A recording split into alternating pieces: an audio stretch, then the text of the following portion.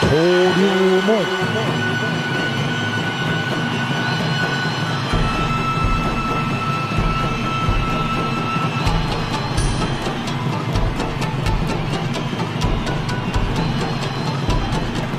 are you, Sonny? It's Jarrell, the co-host. He's on here. Hey, how's it going, Sonny? Jarrell, like it's Jarrell, like a Superman father. Wow. So, were your parents a big time Superman fan or DC Comics? Oh, one of them was probably my mom. Wow. Yeah. That's interesting. I think my parents are more like Marvel fans, but. That's pretty unique, though. It is a cool name. Yeah. I wish I was named Jarrell. Well, can he fly? Jarrell can fly, fly off the handle, at times. Okay, all right. X-ray vision. No, but I can see things. I can see things before they happen. Oh, there you go. X-ray vision. Man. A resounding Japanese proverb says, in the struggle between the stone and water in time, the water wins. Bruce Lee once said, I fear not the man who has practiced 10,000 kicks once, but I fear the man who has practiced one kick 10,000 times. Yours truly, Avi says that while credibility has many facets, it wears no costume nor disguise. It is as clear as crystal. In this path of existence that we're all on, it's a privilege and blessing to be in touch with credibility. It strengthens our very core when recognizing how we may benefit from its energy. Right now, I'm fortunate to have on Wrestling with Anything But my co-host is always Jarrell T. Williams, and also a man who epitomizes the word credibility and will never even utter that word himself due to his humble nature. It is my pleasure to welcome former WCW performer and former Professional Karate Association's best bantamweight in the world, Sonny Onoo. Sonny, how are you? Very good, man. I know I'm talking to a teacher. What an intro. Wow. It's my honor. It's my honor, Sonny. It really is my honor. Jarrell's as well. And, some interesting and fun facts that took place in July 1962. In July 1962, the first Walmart opened on July 2nd in the U.S. France recognizes the independence of Algeria. Tom Cruise is born on July 3rd. Ne Win's military regime establishes the Burma Socialist Program Party. The Rolling Stones make their debut. On July 26th, the first Soviet nuclear missiles were unloaded in Cuba, which, upon their discovery, would endanger the world to the brink of nuclear catastrophe in October 62. Marilyn Monroe makes a call to the U.S. Justice Department 6 days before her death. Shady stuff going on there. And on July 29th, 1962, not only is Scott Steiner born to this world, but as is our guest, Sonny Onoo. You actually have the day wrong, but that's all right. I mean, it's pretty close. Oh, I did have the date wrong. I'm sorry, what's the actual date, Sonny? I'm July 28th. July 28th. Great, so you're one day older than Scott Steiner. Yeah. That's terrific. I Sonny, look nothing like Scott Steiner, though. No, you're much more handsome than Scott Steiner, in my opinion. But what was it like? I'll just be honest, Sonny. What was it like growing up in Japan? And in 1972, is that when you actually moved to the United States? Yeah. Well, it's interesting, right? I mean, I am actually 19. Let's see. I think it was like 69. I think. Right. Something like that. Yeah. But I'm in a kind of. Even when I go back to Japan, which I was there a couple months ago with Eric Bischoff, actually, right, for Masa Saito's memorial event, and ended up emceeing the intros. But I am in one of those very twilight between Japanese and American, right? Right. So since I came here when I was very young, so my English is, although English is my second language, it's, I'm much easier, much more fluent in English than probably in Japanese because I don't live there, so I don't speak it all the time. Right. And obviously, through, since 1969, they don't talk the way they talked back in 1969. Oh, I and see. nor as in Japan, you know, I don't know if you know about senpai and kohai, which Sure. is, you know, people talk different to who you're talking to. Right. Older people, you talk different when you're talking to older or somebody who's in higher grade than you are. Right. Or where you talk to, you know, where the kid would talk to a man or a woman. Sure. It's all different. Mm-hmm. Yeah. Where they address themselves. So those are the things that I catch myself. You know, I catch myself still. Most Japanese would use the word watashi, means me, when I'm talking to people at the same level, or you know, somebody who's higher up than I am. But since I was a young man or a kid when I came here, right. So I tend to address myself as bokuwa, means that's how a young boy would address himself. People still do it. But, you know, so that kind of thing, you know, so I do catch myself. And do you find that being, and I personally prefer that because just the respect level, do you find, was it kind of a culture shock when you first arrived to the States? Yeah, I mean, you know, it was you know, I was probably the only guy who wearing shorts. Cause, you know, that was kind of like our, well, I was up in Alaska. Fairbanks, oh, Alaska. Wow. Yeah, 60 below zero, you know. Yeah, you spit, he freezes before he hits the ground. That's incredible, wow. And I will tell you, I didn't realize in the United States, you know, you have this thing, mandatory recess. You have to go outside. But it's 60 below for zero. school, Yeah. You're right about that. And so, one of my first experience, now this, I probably never said, you know, said this to any podcast. Right. But, when I went to, when I got to school and started going to, American school. Right. I was, you know, I started out with, you know, C spot, run spot. Sure. Game, you know, that kind of learning how to speak English. Sure. And I got put in like a 5th grade class, and didn't speak any, you know, English, trying to make friends, trying to fit in. Sure. And they make you go outside for recess, which was ridiculous. And so while we're outside trying to stay warm, one of the kids, I still remember the guy's name. His name was Leslie DeVoe. Right. You know, and he's, you know, he says to me, make your finger like this, and make me stick my middle finger out, make a fist. And my first word I learned from my American friend was, fuck you. Wow. That's nice. So, I think it has much more impact too when you take a beat between fuck and you, which is great. Yeah. So he gets me to, you know, the roll call when we get back in. Right. So go to the teacher, and I remember her name was Mrs. Boko. Right. Go behind her, you know, she's taking roll calls, so I'm tapping on her shoulder. Got my thing already. Kids are starting to laugh. You know, some kids got eyes, you know, their eyes are huge, and because they know what's about to happen. She turns on, looks at me, and I said, fuck you. Wow. Well, the response was just like what you just said. Everybody laughed. So I thought, oh man, this is the icebreaker, right? Yeah. Great. That is the greatest icebreaker in a classroom I've ever heard in my life. Yeah, she grabbed me and by my collar and took me to the principal's office. And my other experience at the principal's office was that back in the day they used to paddle people. Yeah, I heard that. I heard about that. You know, she's trying to tell me how I need to grab my ankle. Right now, Sonny, if I raise my voice to one of my students, I get scolded.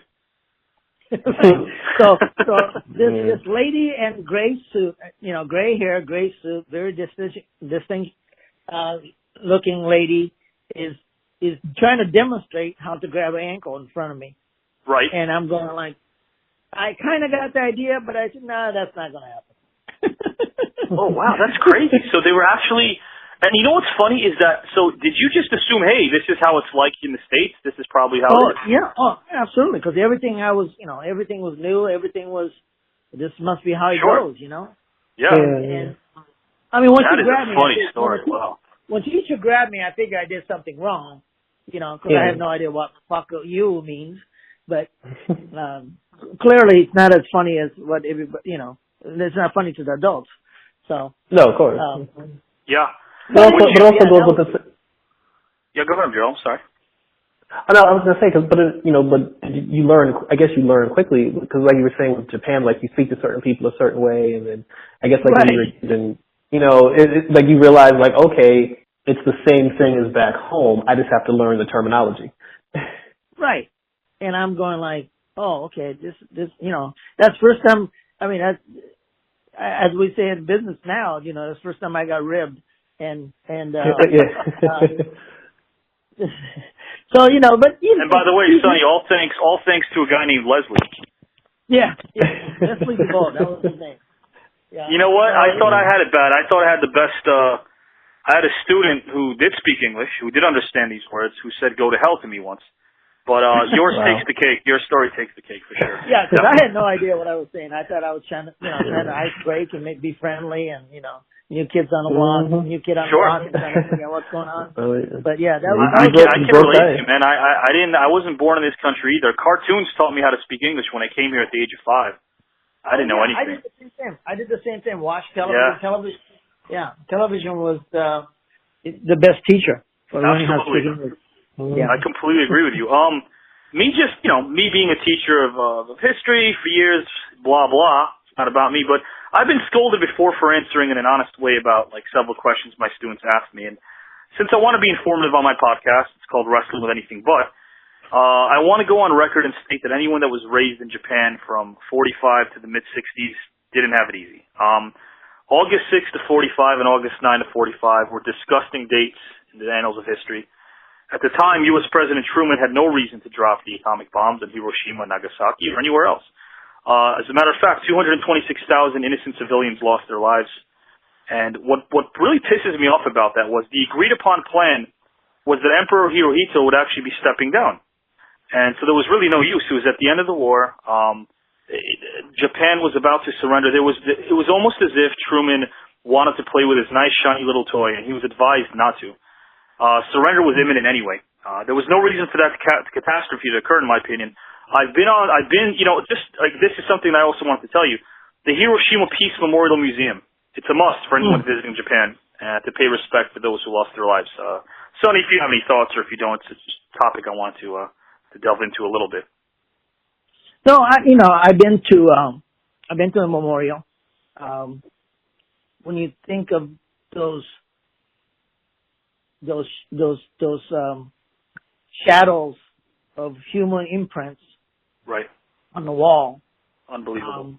When people were vaporized, unbelievable. And to think that we have thousands and thousands of bombs that it's thousands times, more devastating than one that dropped in Hiroshima and Nagasaki, all over, pointing at each other, various nation has. I mean, it's when you, it's pretty mind-boggling, especially to, Japanese citizens, the people who went through wars are, they're dying off. So, they're thinking a little different now.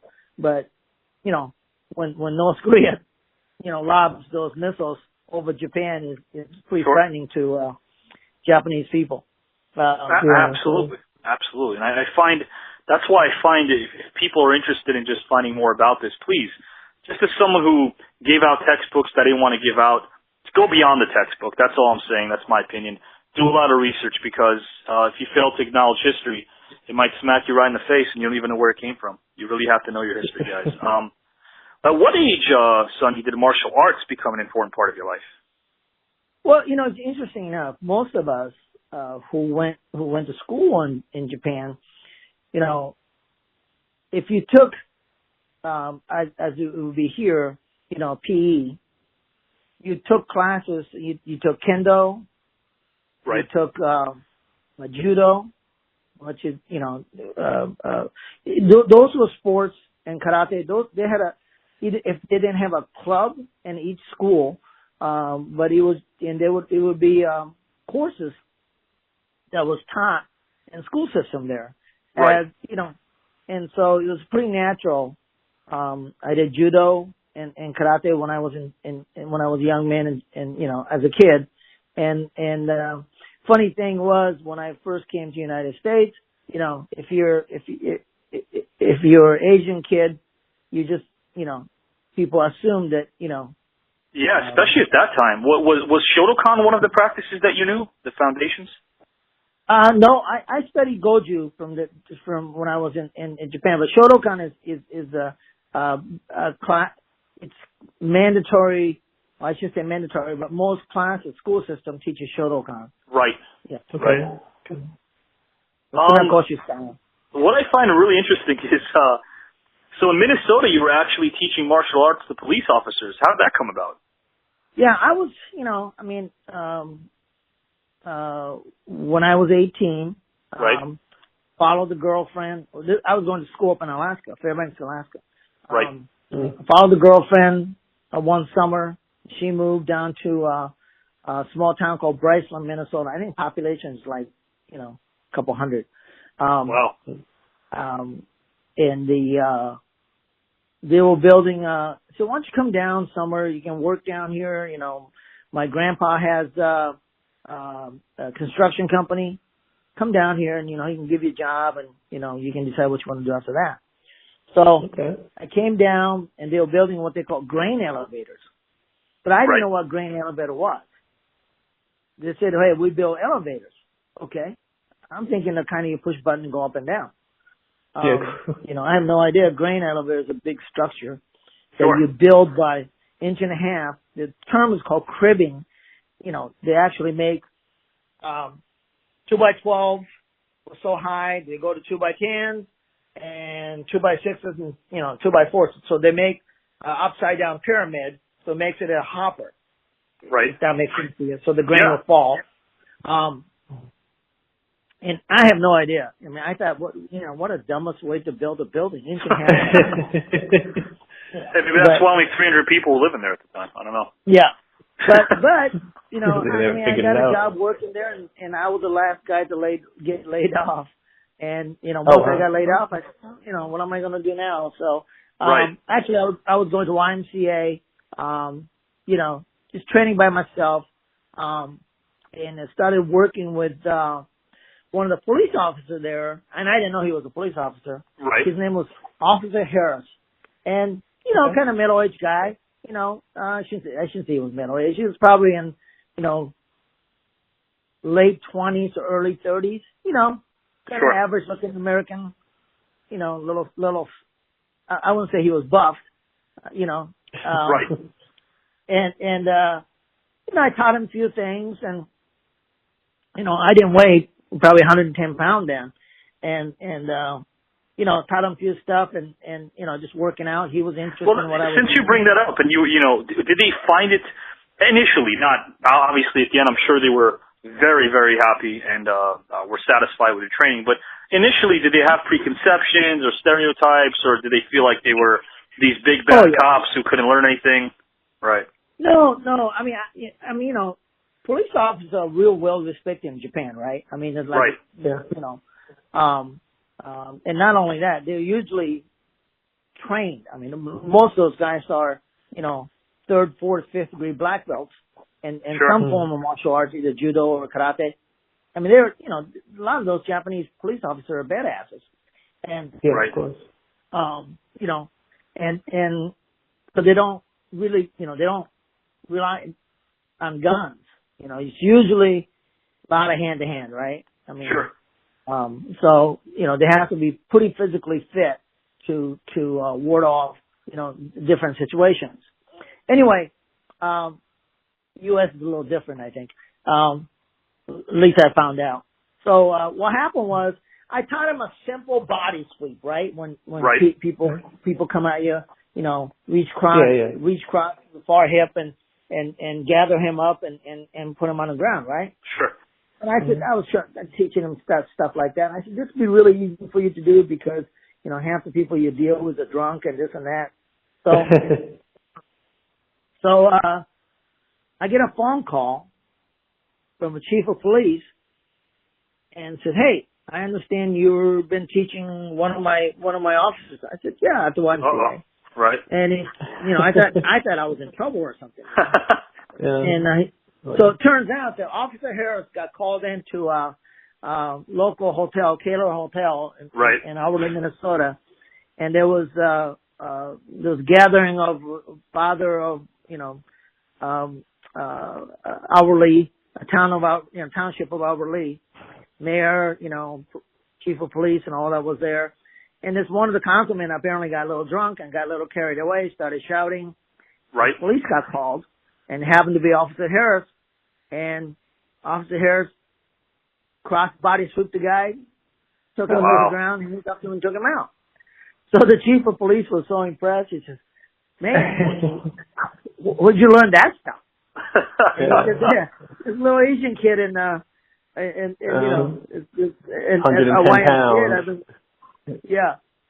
And believe it or not, that's, they were so impressed that I started teaching Albuquerque PD. And later on, I started doing the Iowa State Troopers. Right. And so, teaching them to come alongs and, tactical self-defense, that kind of thing, I mean, that's really impressive, too, because it's almost as if you didn't have any expectations. You're being put in this position, and it's almost gradual where all of a sudden, it just everything starts snowballing, in a sense. Yeah. Yeah. And, at the time, that's when I started training. I started competing in a lot of the karate tournaments around. Yeah, I want to actually get to that right now. Before I do, is there a way, because, obviously you have a lot of experience, is there a way you can untrain somebody? Because my wife is pretty violent. She kicks my ass every now and then. If you can untrain her to not hurt me. What was meditation? Something. I don't know. She's kicking my butt. What was it like? What was it like training under Gordon Franks and Chuck Merriman? Yeah, well, Gordon Franks was the super lightweight champion of the world, Professional Karate Association. He fought on a lot of CBS cards, and he'd been on national television. Sure. Gordon was just, they used to call him the Iceman because he had no expression. You would never know, how good he was. Right. He was pretty amazing. He was a super lightweight champion of the world. And to this day we're good friends. He's retired, but he's up in Minnesota. Chuck Merriman is probably known as most knowledgeable Okinawan Goju stylist in the United States. He's getting on in ages, but he's just to be able to talk to him is quite a privilege because he has so much knowledge. And karate in Okinawa is different than karate in Japan. And it is. Karate karate in the U.S. is, way different than way it's like in other countries. So, we in the United States, like to compete. Sure. And the truth is, we all do. We all want to know how bad we are or how good we are. I mean, that's just human nature. Compared to other places, especially. Yeah, and that's what makes us unique and better as a country goes. We're a very competitive country, and we're constantly trying to make ourselves better. I think that's important. And one of the things that I will tell you about the difference between Japan and the United States is that Japanese will take something, make it smaller, better, more efficient. American will come up with all kind of great ideas. Right. And that has to do with their education system, And one of the biggest faults that I say, and being Japanese, I say this all the time, is that name me 3 things the Japanese came up on their own. The 3 things.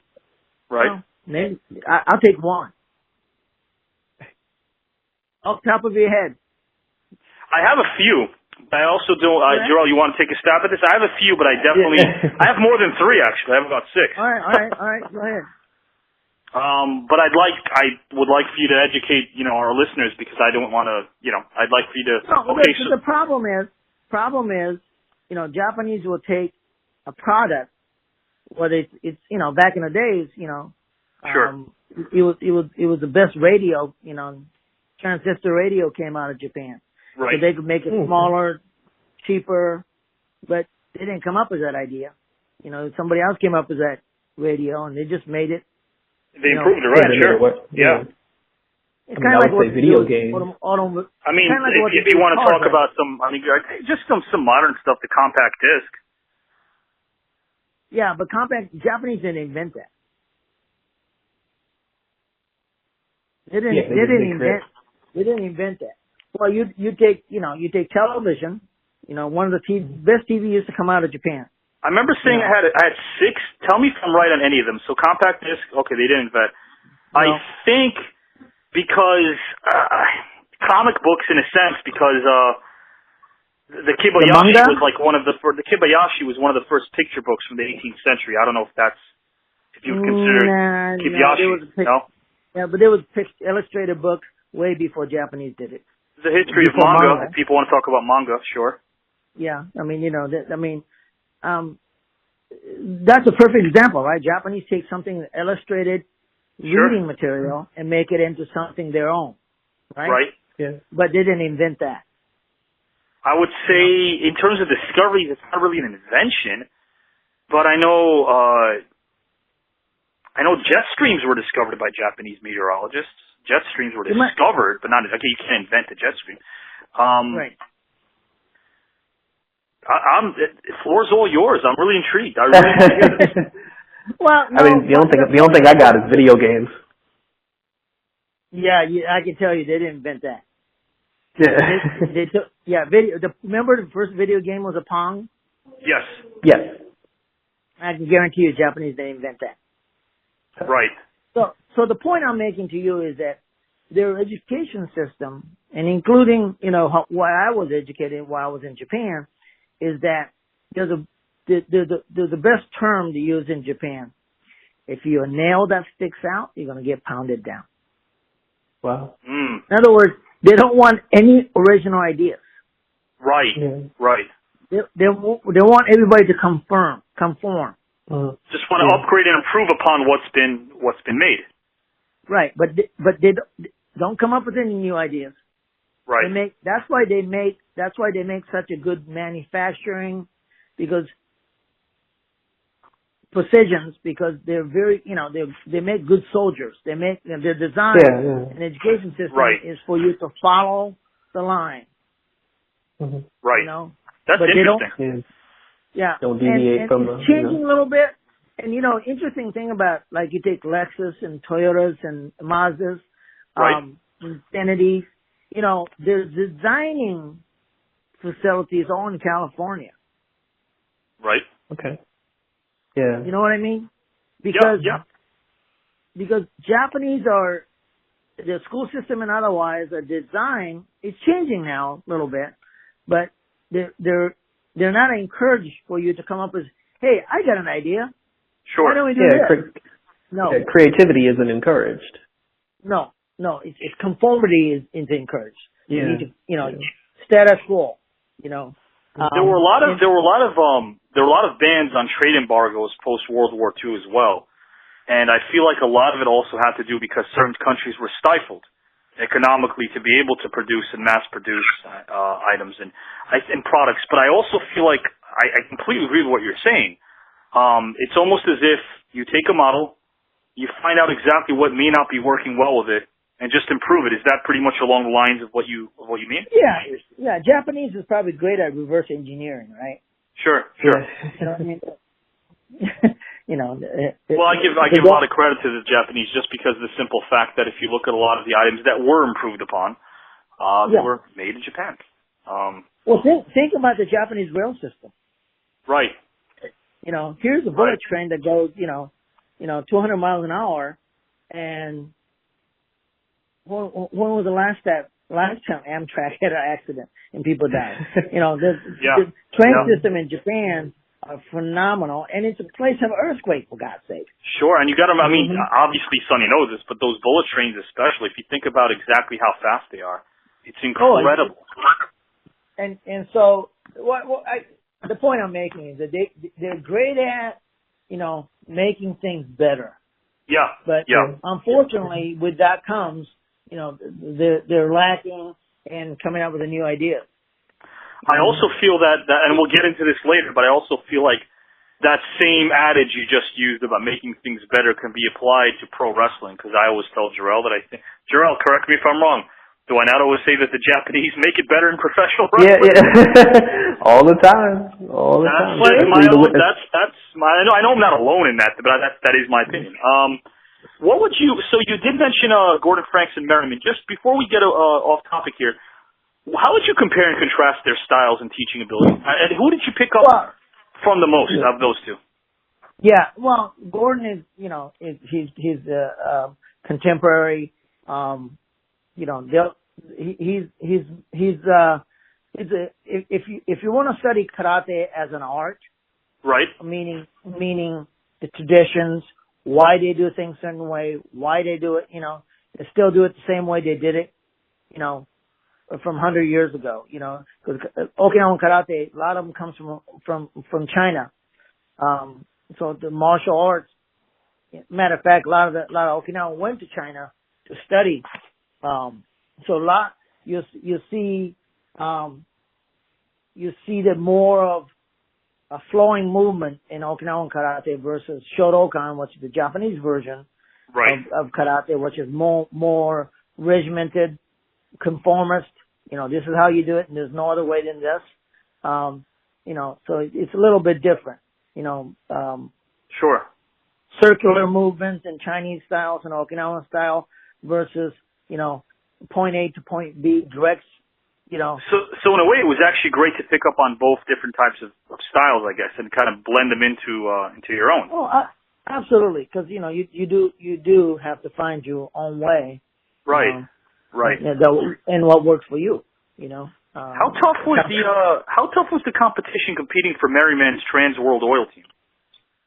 Well, that was the best thing ever happened, and it hasn't been done ever since.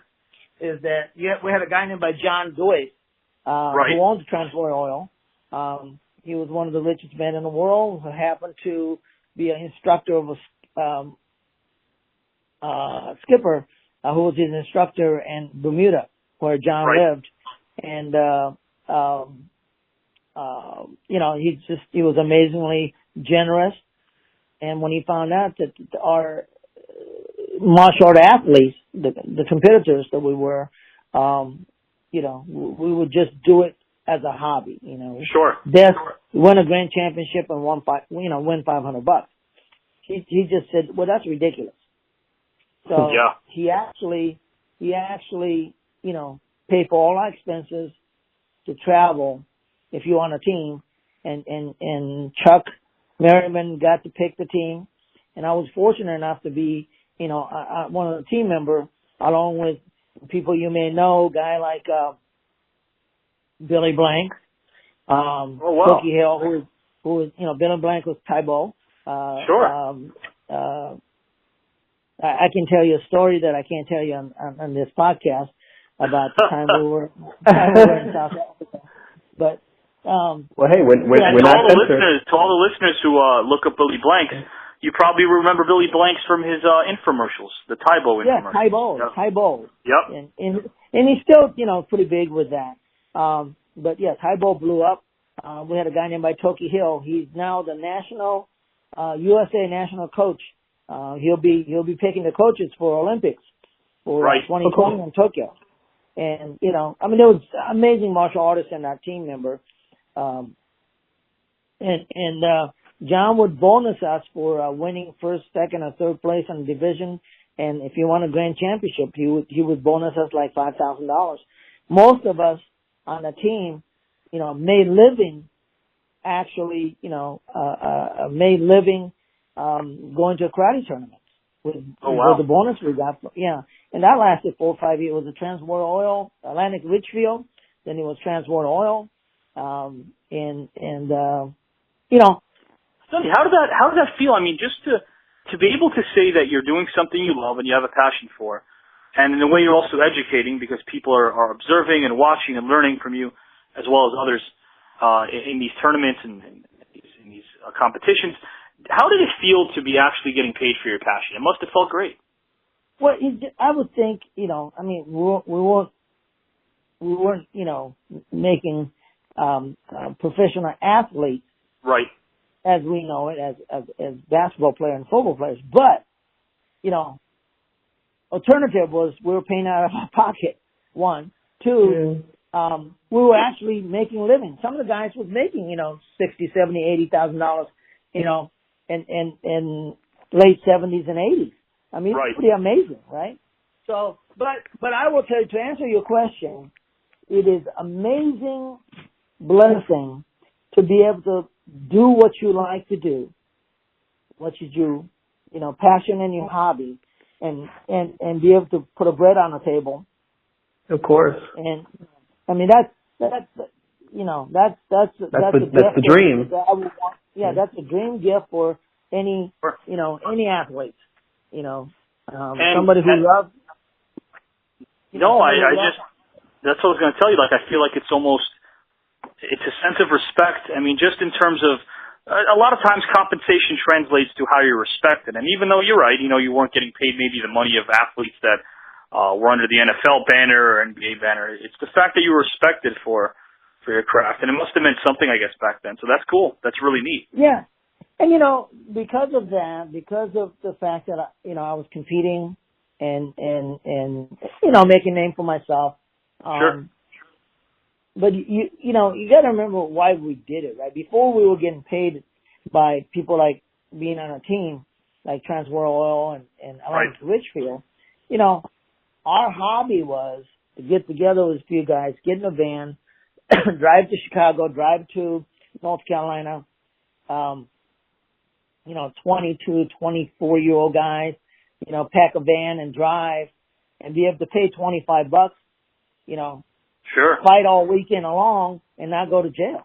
I mean, you know, that's incredible. I mean, that's like, it sounds like the tales you hear, but even worse in the sense, because like you said, a lot of times you would have to finance your own trip. A lot of the guys who, and again, not to diminish this, but a lot of the guys who are paying their dues in the pro wrestling world, you hear stories about, you know, getting inside of a truck and a van, and they have to split gas and food, and they're barely getting any pay. I mean, but you were going through the same thing. Yeah. And you know, one of the guys I used to travel with was a guy named by Eric Bischoff. Yeah. I definitely want to bring him up in a few minutes, actually. But actually, now that we have a time, I want to actually just mention. I do this the last couple of weeks, but thank you to Right Guard. We have something to mention. Hopefully by the end of this week, we'll see how things go.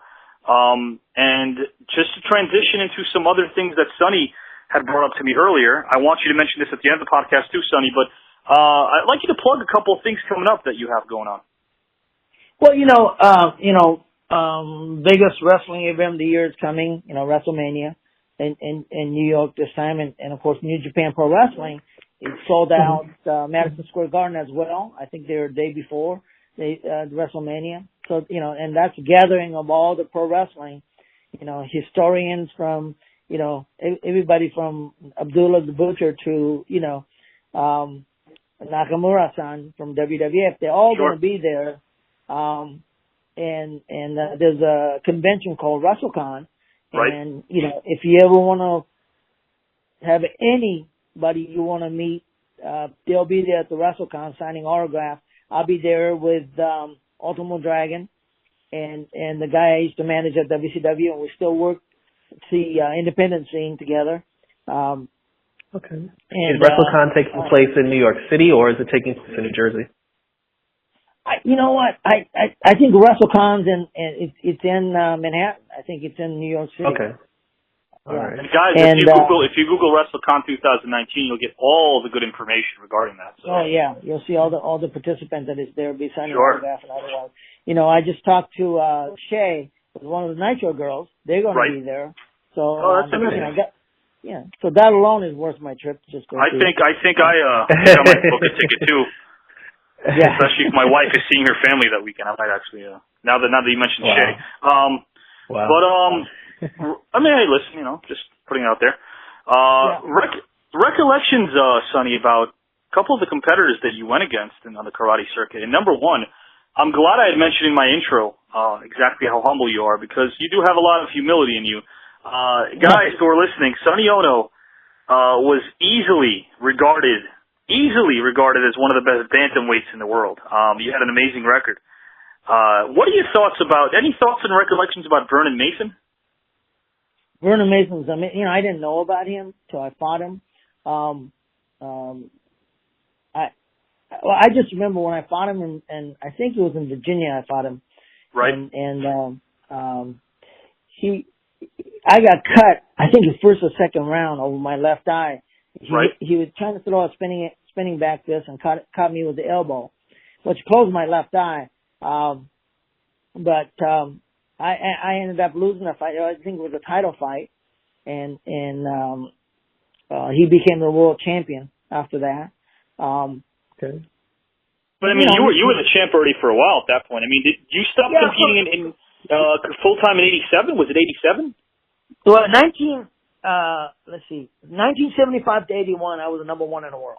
Wow, 6 years, incredible. Yeah, I fought a guy named Felipe Garcia, who and I was the only one to beat him. I think his record was like when he retired, I think his record was something like 50-3 or something like that. Wow. I was the only one. I was one of the first guys to beat him. Wow. Way back in the days, when the kind of back in the days, you know how things work. Promoter kind of set me up. They told me that I was going to fight this guy named Felipe Garcia. I said, sure, no problem. And my record was like maybe 4-0, 5-0 or something like that. Right. And I said, well, what's the guy's record? And he says, he's like 2-0. He only had 2 fights. And this is what I remember about him. This, how you remember, snaps, picture in your mind. Right. I remember, I could kick better than him. I could tattoo him pretty good with my foot. And I used to drop people with my left hand. I would. You're not a lefty though, right? I'm right-handed, but yeah, I could hook with my left hand. Wow. And I remember every time I hit somebody with my left hand, they're done. Wow, so that's incredible. I don't know how you know. Imagine what you could have done with your right-handed if you used it often. Incredible. Exactly. But you know when you hit somebody right, and you expect the guy to go down and stay down. Sure. Mm-hmm. So I hit not Vernon Mason. I hit Felipe Garcia with a left hand, and you know how you hit a guy and the guy snaps his head and looks back at you. Yeah. And I went, shit. I hit him with my best shot, and he just looked back at me. He just looked up at you. Yeah. It's almost like one of those moments when you're watching like the Terminator and you punch him and you realize it has no effect. Right. Yeah. So exactly that's what it was. So I said, okay, we're not doing that anymore. So I just stayed outside and just kind of tattooed him with my foot, and that. Right. And I ended up winning the fight. But that's incredible. Yeah. So that's actually, what it really reminded me of. It reminded me of, and we're going to talk about a lot of different stuff, movies, but just. There was a particular scene in the movie Bloodsport where Jean-Claude Van Damme is actually going up against one of the most in-shape sumo wrestlers I've seen in my life. In shape. He wasn't in bad shape for just a man, a man. He wasn't obese or sloppy. He was in really good shape. And there's a particular part where he actually gives this sumo guy everything he has. It's like the quarterfinal match, and he's giving him roundhouse kicks, crescent kicks, which I love. He's giving him everything. And at some point he's using his I call it his finishing move, his dimmock, and even the dimmock has no effect on the guy. And you actually see there's a particular point in time where after the dimmock is administered to this sumo guy, Van Damme's character is actually gulping like he's scared. It's incredible. Of course he wins the match at the end, but it was a pretty neat moment. Just to transition to that, I have to ask you something really quickly. What are your thoughts, and you don't have to answer this, but what are your thoughts on, speaking of the lead character in Bloodsport, What are your thoughts of Frank Dukes? He's a controversial figure these days, huh?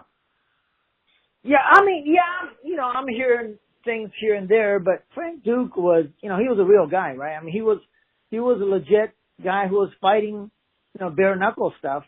Oh, so he was. Okay, I didn't even know that. I'm glad you told. I didn't even know that. Okay. Yeah. He was a legit guy. He would just fight in the garage amongst a few guys, and that's where the term blood sports come from. Right. That they would take two tough guys, and believe it or not, this still goes on. I was going to ask you, do you think that they still really do the kumites, and do you think that's actually? Oh yeah. That stuff still goes on. Some of these guys who can't get licensed. Right. And basically, if you see, if you go to Fight TV, FITE, what you can download, you can look that up on your computer. They have apps on your phone that you can get. I brought in this sport from, Burma. Right. And it's called Lafe. It's original Thai boxing, because Burma in Thailand, they were all one country back then. And that they do, now the Burma is called Myanmar. But they do a traditional, original Thai boxing where the rule goes like this. If you can picture yourself, the two guys who look like they're in Thai boxing outfit. But hip butt is allowed. Right. Elbow is allowed. Its hands are just taped with tape. So it's bare knuckle, no gloves. Yeah. Knees allowed, and leg kicks, right? Right. So, yeah. So,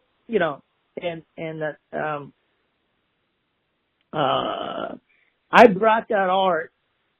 The guy named Mr. Nakamura brought it to Japan, and we brought that on Fight TV. And it's an amazing sports. I mean, you talk about blood sports.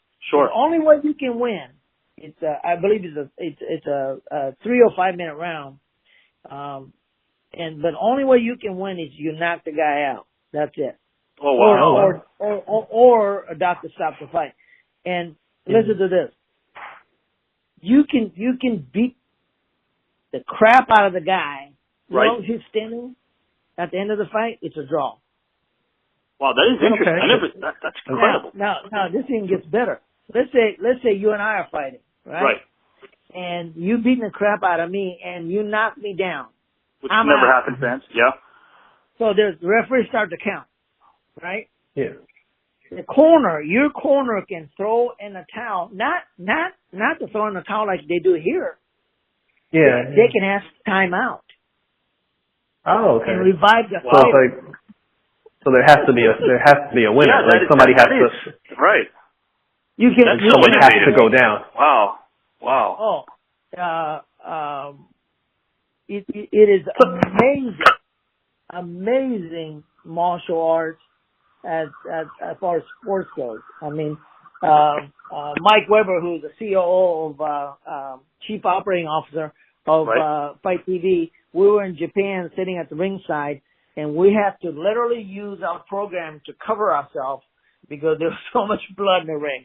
That's incredible. You know what it sounds like, especially in the U.S. where bloodshed sells big. It sounds like it would definitely have an audience and a demographic here. Wow, that's incredible. Their champion, their unlimited weight champion, is this the guy. You can look him up. His name's Leduc. Right. And he is unassuming. If you look at him, he look like the guy who works in the grocery store. Wow. But this is probably, I will tell you, this is probably the toughest man that in fighting sports right now. I would, long as you can fight under that rule. I mean, he might have a problem with MMA. Somebody started to take him down and stuff. Sure. But other than that, as far as the stand-ups, combat sport goes, I would say this is probably the toughest guy in the world right now. And he's so unassuming, you're saying. That reminds me of, in the basketball, one of my favorite NBA players was John Stockton. He looked like a history teacher. Right. Yeah, but this guy, David LeDuc, is the most unassuming. You can look him up. A guy, Wow. I think he moved to Myanmar. I think that's where he lives now. Right. And he's actually from Canada. Okay. And you said Dave LeDuc, right? Yeah. Yeah. Interestingly enough, from what I understand, your son wrestles now, correct, Sonny? My son was wrestling. He was a high school wrestler in the state of Iowa. He was a state champion. He was runner-up to Mr. Iowa, Mr. Wrestling Iowa. Wow. Okay. And for anyone who knows, listen, that he's got some competition there, so that says a lot about how well he's doing. It's not like we're not talking about an area that doesn't necessarily have a stronghold. I mean, Iowa's got a stronghold in collegiate wrestling. Yeah, they do really well. Iowa. Amazing. New Jersey is huge in wrestling. Youth wrestling. Nice. High school is huge. Pennsylvania. Those are the probably Illinois as well. They're amazing high school wrestling talent comes out of there. But Kaz wrestled. He won a state at senior year. Right. Nobody took him down. He was undefeated, and he won. He was runner up to Dan Gable's Mr. Wrestling Award for Iowa. That's incredible. Wow. And he went on to wrestle for Wartburg, who was, I think, their last 10 years. I think they won 8 years as an NCAA national championship. He hurt his knee, but he's still coaching wrestling for youth program. Right. He's having a lot of fun doing that. Do you feel like a lot of it is sort of an extension of the fact that, your son is how old? He's now 22. 22. Would you say a lot of it is I was going to say, is it an extension of watching you, I guess, on national TV as a manager, but that probably wouldn't make any sense because he was probably about 2 or 3 years old. Right. Right. So was it just a motivation that he had all on his own? Yeah, as a family, we're pretty competitive. My wife gets really mad because she's total opposite of us, or opposite of us. We do this thing called, we were just talking about it yesterday. One of the holidays, I say, hey, let's do family Olympics. Yeah. So, we have kids runs, neighborhood circles and stuff, and the kids would be kids, and right. one would try to cheat, and ended up getting in a big commotion fights, and everybody hating each other. And so my wife just reminded me that we're never doing that again, ever. As a family, we're pretty competitive, and I guess we kind of expect excellence out of our family. I mean, my daughter, who does really well, she's down in Texas. Her name is Nico. She works for Capital One, and she's she brags she doesn't brag, but she quietly let everybody know that she won more state titles than anybody else in our family. Nice. But she won in, cheerleading, speech, a lot of academic stuff, right? That's really neat, man. That's so neat. That's cool that, as a father, you get to see that and experience that. That's amazing. It really is. It's one of the things that you probably appreciate a lot in life now. Well, as you know, you're a teacher, so, there's, unfortunate thing, you see it probably firsthand more than anybody else. Every successful kid, they have to have a parent behind it. Otherwise, you can't happen. It's true. You're right. That's a good point. That's a very good point. It can't happen. So flip side of that is that there's so many talented, potentially, brilliant kids that doesn't get a chance. Right. When you think about it, the reason why they say, hey, why there are so many black kids playing basketball? Why are they so good? Well, it don't take much to play basketball, does it? You find yourself a basketball and you can find a court. Right. But yeah, of course. Why do you hardly ever see any black kids playing ice skating or hockey? Well, ice time is a lot of money. Sure. That's an expensive sport. Yeah. So there's the stuff that they don't get, exposed to. Athletes are athletes. Right. And there's so many kids out there that doesn't get opportunity. because of, absolutely. You know, and you see that, you know, as a teacher, you must see it firsthand, you know. Yeah, it's frustrating. A lot of times it's because of a school's budget or lack thereof, that a child can't really flourish and chase his dreams or her dreams. You know, you're right. For that matter, just being exposed to something, you know. I mean, back in the days when we were kids, you know, they would take us to museums or, you know, all the outings we got to go see, and we got to experience stuff that we didn't get to go see because our parents were busy. You know, they used to do that in school, but they hardly do that anymore. They don't do that as much. We only have about maybe, two-year annual trips a year. When I was a kid, as you mentioned, I actually remember I used to get embarrassed because my mom would want to volunteer and come on the trips too. I was that kid. I was that kid who had his mom come on. It was probably about maybe and it wouldn't be a big deal if we only had 2 trips a year, but back then we had about maybe 12. So, you're right. Would you say, so I just want to go back around sort of, we'll do a U-turn and get back to martial arts. I want to do a roundabout.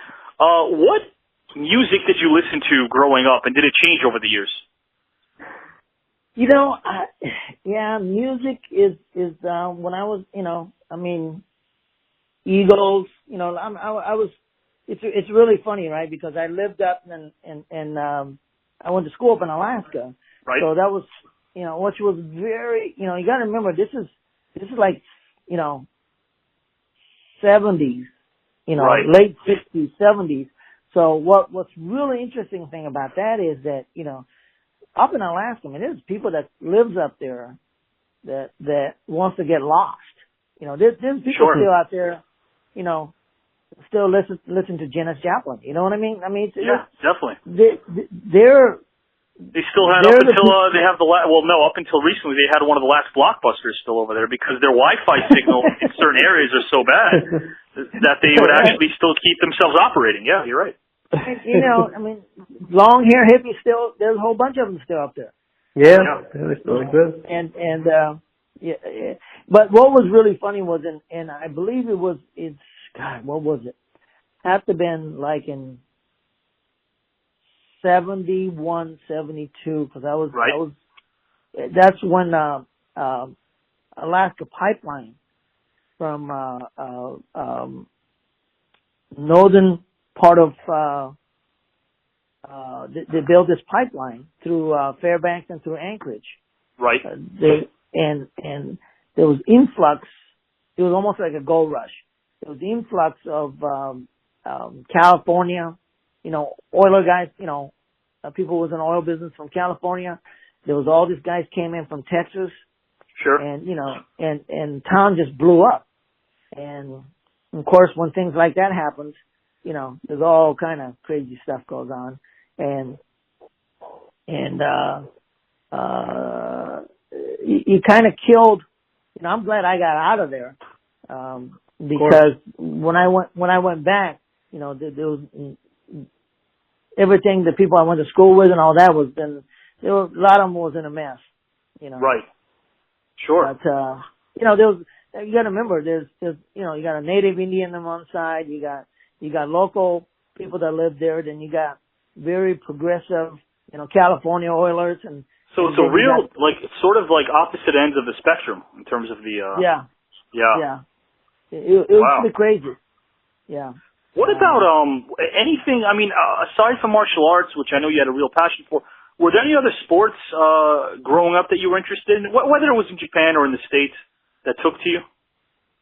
Well, you know, I think every kid, you know, I you know, dabbed in playing baseball, but you know, like, you know, when you figure out competitive sports is probably pretty good for, you know, smaller guys because there's weight classes and stuff like that. Right.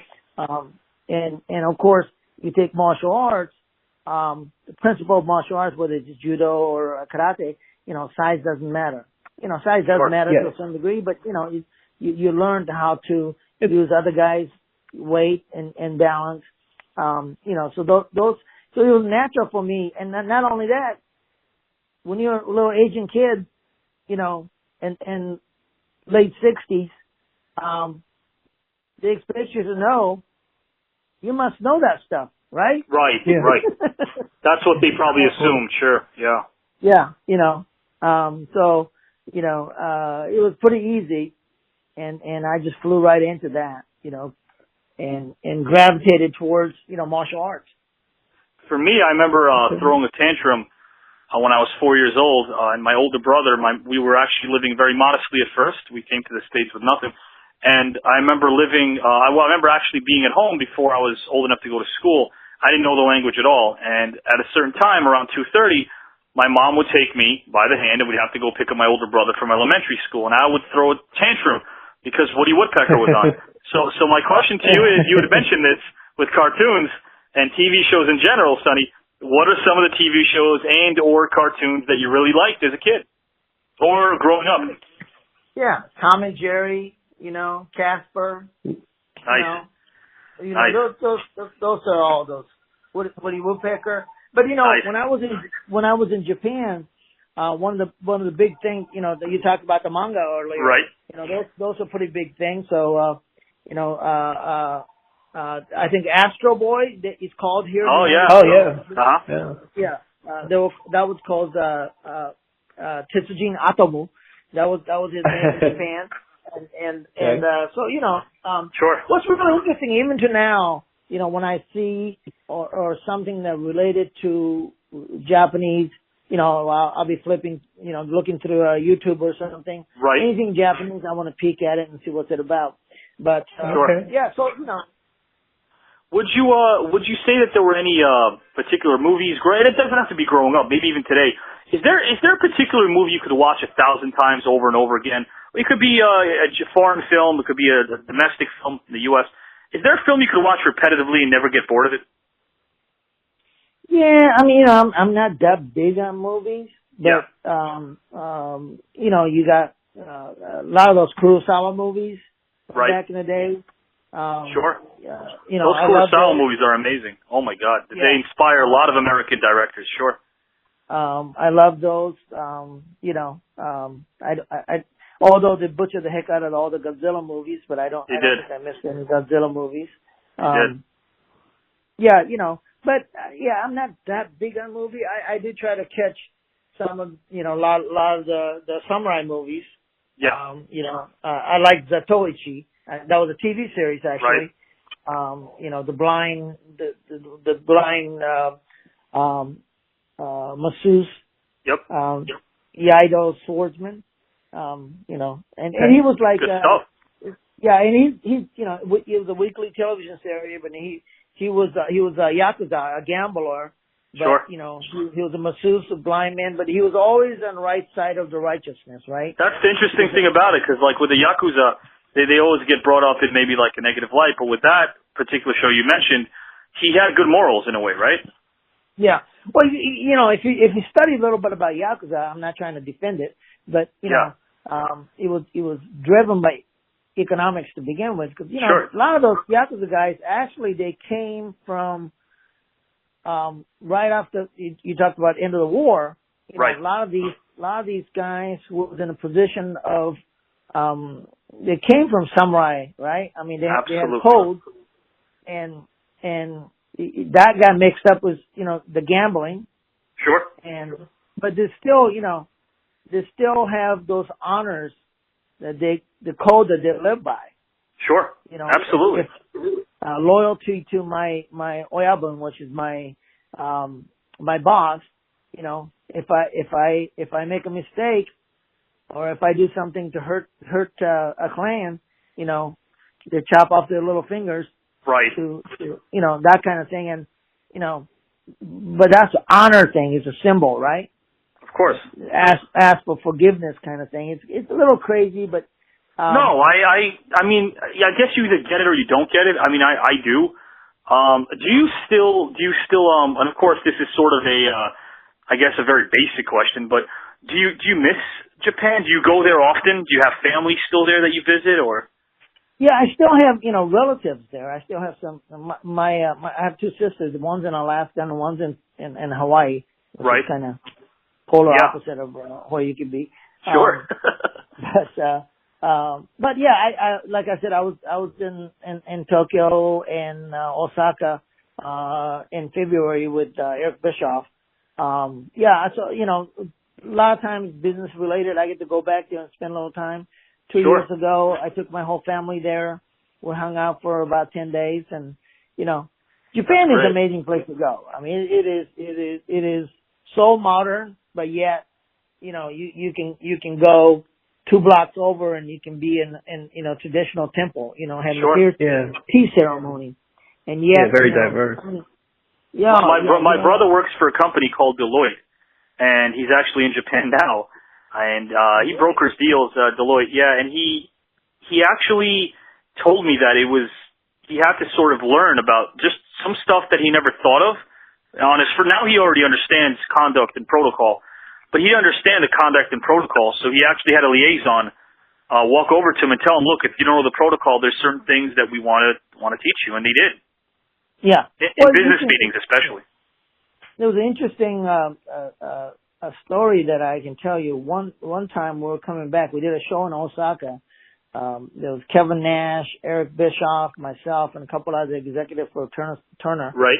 And we were in a lounge in Tokyo, Haneda Airport, getting ready to leave, and we had a few hours, so we were at the lounge, Delta Lounge or something, and we were having cocktails there before we get on the plane. And there was a gentleman that was standing by the bar. I mean, this guy was the Texan as he get, right? He had cowboy boots. Only thing he didn't have was his fur. And he had a cowboy hat and whole works. And I went to the bar and spoke to the bartender, who was Japanese, and asked for some drinks. And and he said, he turned to me and said, "Hey, excuse me, pal," or whatever he said to me. I said, And I said, yeah. He said, well, you know, I said, you speak English really well. I said, well, you know, I said, yeah, I live in the States. And he said, well, you know, I got a translator here, but he said, I'll be damned if I need a translator for my translator. And he says, and he started to tell me that he worked for a company that makes oil drilling bits, you know. Right. And that he'd been coming there for over 12 months. And he says, I don't understand. I can't make this deal happen. And I said, how many times have you been here? And he says, well, I've been here 4 times. He says, well, they treat you, they wine and dine you. They're just great to you, right? He said, yeah. He said, yeah. I said, chances are they're never going to buy you stuff. And he kind of looked at me and he goes, well, why are they wasting their time and money? He says, because they're polite. They're never going to tell you no. Yeah. They're never going to tell you no. Good point. When they say, you know, when they talk about how great your product is and they agree you with it, when, you know, your price might be cheaper. And so, yeah, our stuff is cheaper. It's better made. We use better quality. I said, yeah. But see, you understand, these people do business like back in feudal days in Japan. Right. You know, there's only, you know, there's a reason why Nippon Dentsu sells their headlights to Toyotas, not GE. Sure. Yeah. Sure. And I find that so interesting too. It's almost like the different dynamics of Americans not understanding the respect level, almost being shocked and surprised by it in a weird way. Right. You know, like, I mean, best way I could describe to him was that he says back in feudal days, you know, in Japan and England, you know, they used to marry their kids off to their enemies. Right. And they used to hold their kids for hostage so you wouldn't invade their country. Sure. And there's some of that goes on. And if you look at Japanese satellite that they shoot up in the sky, it's never by Mitsubishi. It's always by 3 families. It's Mitsubishi, Mitsui, and Sumitomo. As those three family runs this country. And you know, he didn't know any of that. And I go, well, you know, if you like coming here, getting entertained, you can keep coming back here. But I don't think they're going to buy anything from you. He goes, wow. You saved him a lot of time. I'm sure he was definitely appreciative of that. When Eric Bischoff was in the karate circuit, we'll get back to the karate now. Did you two, just curiosity, did you guys ever have a match? I know you guys became really good friends, and we'll talk about the AWA stuff later, the Ninja Star Wars in a minute, but yeah, did you guys become like, I mean, well, not only did you become friends, we know that, but did you guys have a match? No, Eric, because he was a light heavyweight, and I fought mostly lightweight. So. Oh, I see. Yeah. So, but Eric was, pretty fierce. He fought on a couple of national television. Okay. Right. Yeah, he's pretty. He was a bouncer in Chicago on Wells and. Eric Bischoff seems like a don't take shit kind of guy. Yeah, that's probably right after his name. That's his middle name, yeah. Yeah. And how did you guys actually meet? I guess was it during the circuit? I'm assuming it was during the circuit, right? Yeah, we got to be friends, and we used to travel and say, hey, let's go to North Carolina. I understand there's a lot of good-looking girls over there, so let's just go there. Just like that. That's so cool. Yeah. That's so neat. Yeah. Whose concept? Honestly, this is something I heard about in terms of just the logistics, without ever understanding whose concept was it behind the Ninja Star Wars game.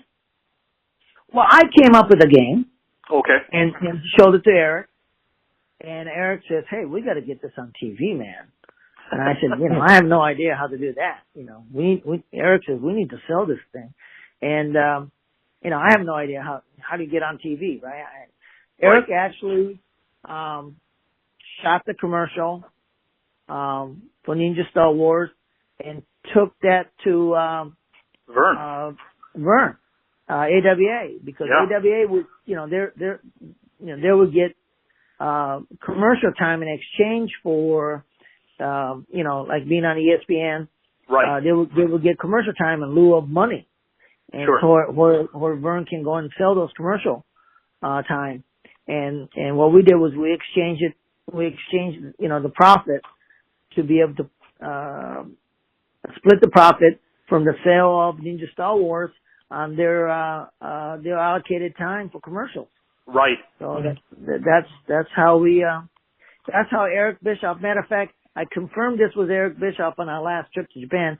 So I said, Eric, I can honestly tell people that the reason why you got in the wrestling business, at least you got your foothold in the wrestling business, is because of Ninja Star Wars. Well, yeah, because of you, sure, of course. Yeah. Absolutely. And you know what's funny? He had a story in his book where I think both you and he almost, if I'm not mistaken, you had like a truckload of these games at one point. Yeah, or you had to find some storage unit or something just to put them in because there was so many of them, right? I mean. Yes, right. We did ended up selling them all. Oh wow. Yeah, and we learned a lot, about returns and. Sure. What it costs to ship those things and have to pay for the shipping when people didn't want them and that kind of thing. I can honestly say, we didn't lose money, but I don't think we really made money. But I like the concept though, because not only was it popular at the time, there was a really popular, well-known game on Sega and Atari called Shinobi. And one of his primary weapons was, the Ninja Star. And the fact that it actually was like Velcro and it would stick, it almost reminds me a bit of like laser tag. You can get like 10 friends together, and if you stick a guy, he's out, he's done, he's eliminated. Yeah, we created a different storyline, That's so capturing a flag and that kind of thing. And our Ninja Star Wars was poor man's laser tag. Yeah, no, it's actually a really neat, for the time, especially a cool concept. Would you say that So, I mean, Ninja Star Wars bled Eric Bischoff in a roundabout way over to the AWA, thanks to your idea and premise. At that point, were there discussions of you going over to AWA in any capacity, whether it would have been in the office? I know they had kind of a bit of a shoestring budget towards the end. But, Actually, I lost touch with Eric for probably good year. Right. When he got into wrestling. And actually, he promoted some wrestling for AWA in a small town in Mason City, Iowa, that I live in. And he came over here, with Wahoo and all the AWA superstars. So you had Slaughter, Zbyszko, a bunch of guys there, right? Oh yeah. They all came here, and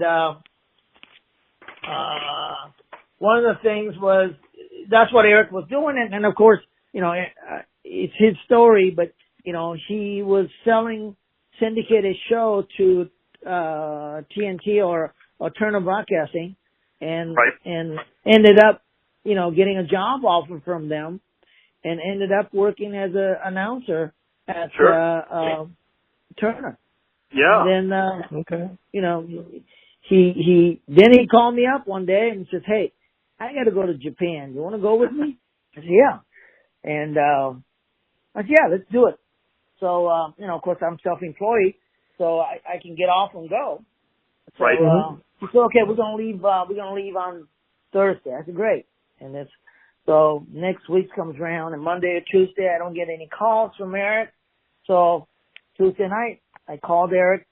Or Tuesday afternoon, I called Eric out of his office and say, "Hey, buddy, how you doing?" He said, "Yeah, what's up?" And I go, "Are we still going to Japan like tomorrow or day after?" He goes, "Oh, you're the guy I was talking to. I'll call you." Oh, man. Wow. Yeah, wow. Knowing Eric, he was probably having a couple. And all forgot all about me, but he called me back and says, "Hey, can you get to Atlanta? We'll take a direct flight out of here." And we ended up going to Japan, and great. I haven't been back for a long time. And if you can imagine, the meeting happens like this. There's 4 of the meanest looking Japanese sitting across from us. Right. And you got Sagaguchi. Sure. It's probably, the guy's 6 foot, 7, national judo champion. I think he was Olympic champion as well. Then you got Masa Saito, nicest guy in the world, but scariest man looking, Japanese, and he's got one lazy eye, so you're not sure where he's looking at. He's looking at you, or he's looking at Eric. And then you got Choshu. Ricky Choshu. Yeah. Yeah. And, and then we had a Baisho who's their business guy, but, they're not saying a word. I mean, they're like, and mind you, I have no idea what's going on. Eric says, "Don't say nothing.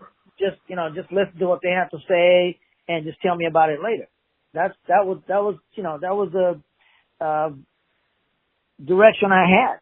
Right. So we go to the room, and they're sitting across from us, and we're sitting, Eric's sitting to my left, and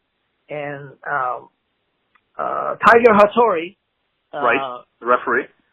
Yeah, referee who lives in New York, so he speaks English very well. Yep. So he says to me, he goes, "Sonny, you go ahead and translate." Like, puts me on the spot.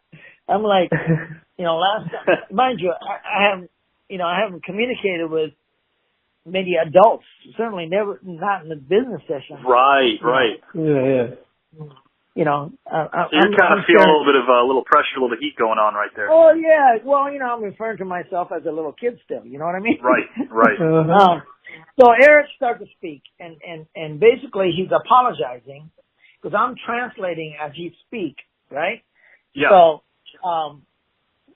So I'm hearing this for the first fucking time. And Eric says to them, we want to apologize for not conducting our part of our business from last year's. Turns out that the prior management before Eric has taken like $500,000 from New Japan in exchange for sending them WCW wrestlers. Right. Okay. Well, they didn't send him any. Oh, any at all? I always thought, I'm glad you're clarifying this, because to anyone listening, as far as the clarification, I always thought it was he didn't send them maybe the premier talent that they wanted, but you're saying he just didn't send them any talent at all at that time. That's what I understood. Yeah. Now I'm going as I'm translating, I'm going oh my God, we're going to end up in we're going to end up in a Tokyo bed. I mean, there's nothing we could have done if these people want to grab us and roll up and, put us in a, garbage bag and put us out in the river. It's disrespect. So anyway, it's disrespect. Easy for me to laugh at this, but as you're telling the story, is there a moment where there's where Eric Bischoff is sort of lost in translation and has no clue what's is he kind of sweating? Because I asked you about the pressure that was on you relaying everything, but on his end as well. Well, Eric was apologizing. Yeah. So I'm translating and apologizing, and I'm thinking to myself, and these guys are not making not even one feint of what they're thinking. I mean, they're just blank faced, right? And they're scary looking people. Sure. Yeah, of course. Yeah. I'm not talking about by Japanese standard. Japanese standard, they're 3 times scary, but as a human being, they're scary looking people. Sure. You know, and you know, first you wonder why they're pissed at us. Now you find out why they're pissed at us. $500,000 is a lot of money. Sure. And of course. Basically, what happened is, you know, Eric says, what I would like to do is make up for the money that we taking from you or we received from you, and give us another chance now that it's under my management. Right. And Masa Saito finally speaks and says, who is going to be our contact person? Because we could never get a straight answers from, you know, prior management. Yeah. And Eric, without skipping a beat, oh, that'll be Sonny. Yeah, thanks for telling me, Eric. Yeah, right? Oh, I thought I had nothing to do with this deal. Now I'm of course. Right. Yeah, and if this goes wrong, like yeah. I have to ask you at that moment. I mean, it's like, come on, I'm not going to ask you to remember everything that happened 25 years ago verbatim, but pretty much what were you like, what was your, I guess, mental reaction to that? I don't work for you. With my hands to Derek. I came here, you know, to grab some sushi and drink some cold beers and, you know, and talk about our karate thing. Sure. You know, of course, we never talked about that. And you know, Masa said, okay, you know, so gave us the opportunity to make up for what happened you know, for what happened a year before. And you know, Eric assured, you know, the New Japan management that you know, you call Sonny, you can get a hold of me. I always answer Sonny's call.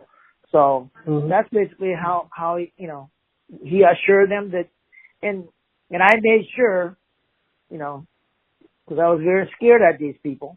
Right.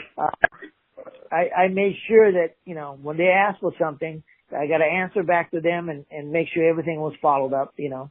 Sure. And things got easier. And of course, you know, because of Masa Saito, who was, you know, who lived in the United States, and, you know, he had history at you know, when he was with Vern, and you know, we became friends. I mean, sure. You know, and that's doing business with friends is really, you know, can be really easy when everybody's, you know, trying to look after each other.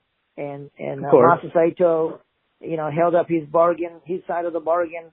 And then Masa Saito wanted to bring a Japanese talent over to expose them on a national television. Sure. To give perception that New Japan was, you know, world pro, you know, with WCW and New Japan was together. Right. And we start putting Chono and Muda and Jushin Thunder Liger and sure. Tanemoto and Otani and Masa I think even Hase had a little stint there too, I think. Yeah. Yeah. When we started bringing all those guys into our television and started doing all these, you know, the talent exchange program got really well. Sure. And of course, when NWO came around, we shared that with New Japan without charging New Japan anything. Wow. Because of the relationship we had with Masa Saito. I mean, you know, that's, even to this day, we were there 2 months ago. They were telling us that was the biggest angle, most profitable.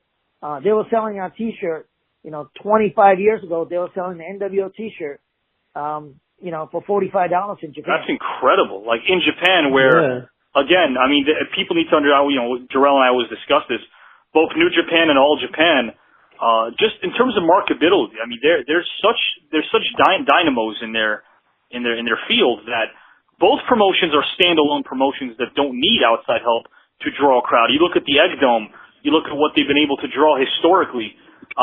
Just the fact that an NWO faction, which is domestically in the States popular, can sell for what you said, $40-45 a t-shirt over there in Japan. That's incredible. That's really incredible. I find that to be amazing. It was insane. One time we were at Sumo Palace, height of NWO, like in 1998. They were selling NWO t-shirt, and I thought it was like $5 million worth of t-shirt we sold in Hawaii. One of their promoting guys told me, corrected me, and said they sold $8 million worth of t-shirt, NWO t-shirt in 1998. Hey, that's incredible. People were coming out in Sumo Palace, walking in, buying like dozen t-shirts and leaving. They weren't pro wrestling people. They just wanted to buy the t-shirt. Yeah. So that's incredible. I told Kauai, which is another guy, he was an announcer, I said, listen, don't sell your t-shirt outside the building. Sell your t-shirt inside the building so they have to buy the ticket. Sure. Good point. That's a good point. But he was insane. Yeah.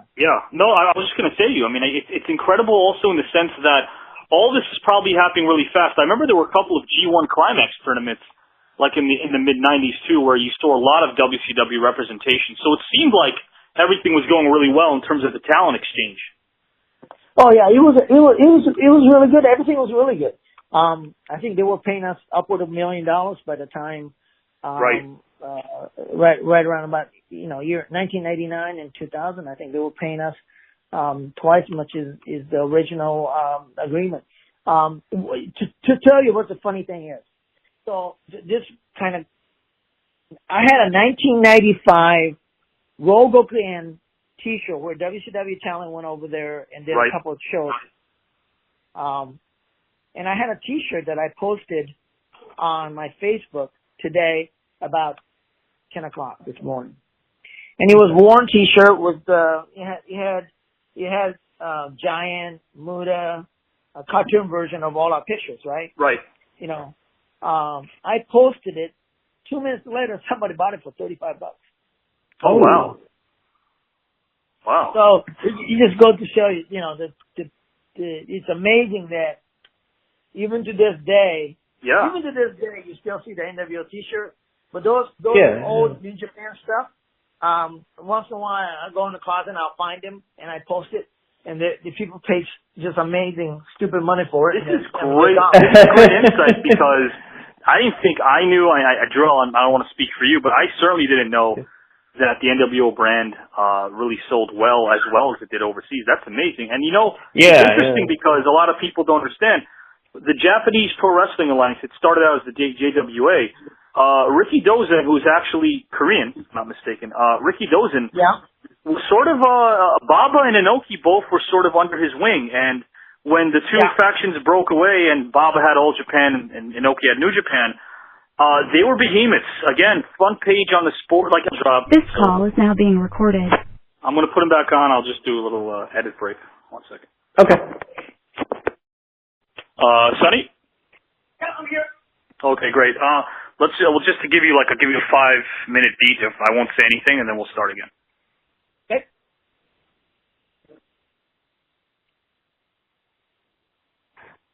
Yeah, Sonny, one of the interesting things that I had to ask you was, because I know there was a bit of a gap in time between the Ninja Star Wars concept and the actual game itself, and your involvement as a liaison between WCW and New Japan Pro Wrestling. There were a couple of gaps of years.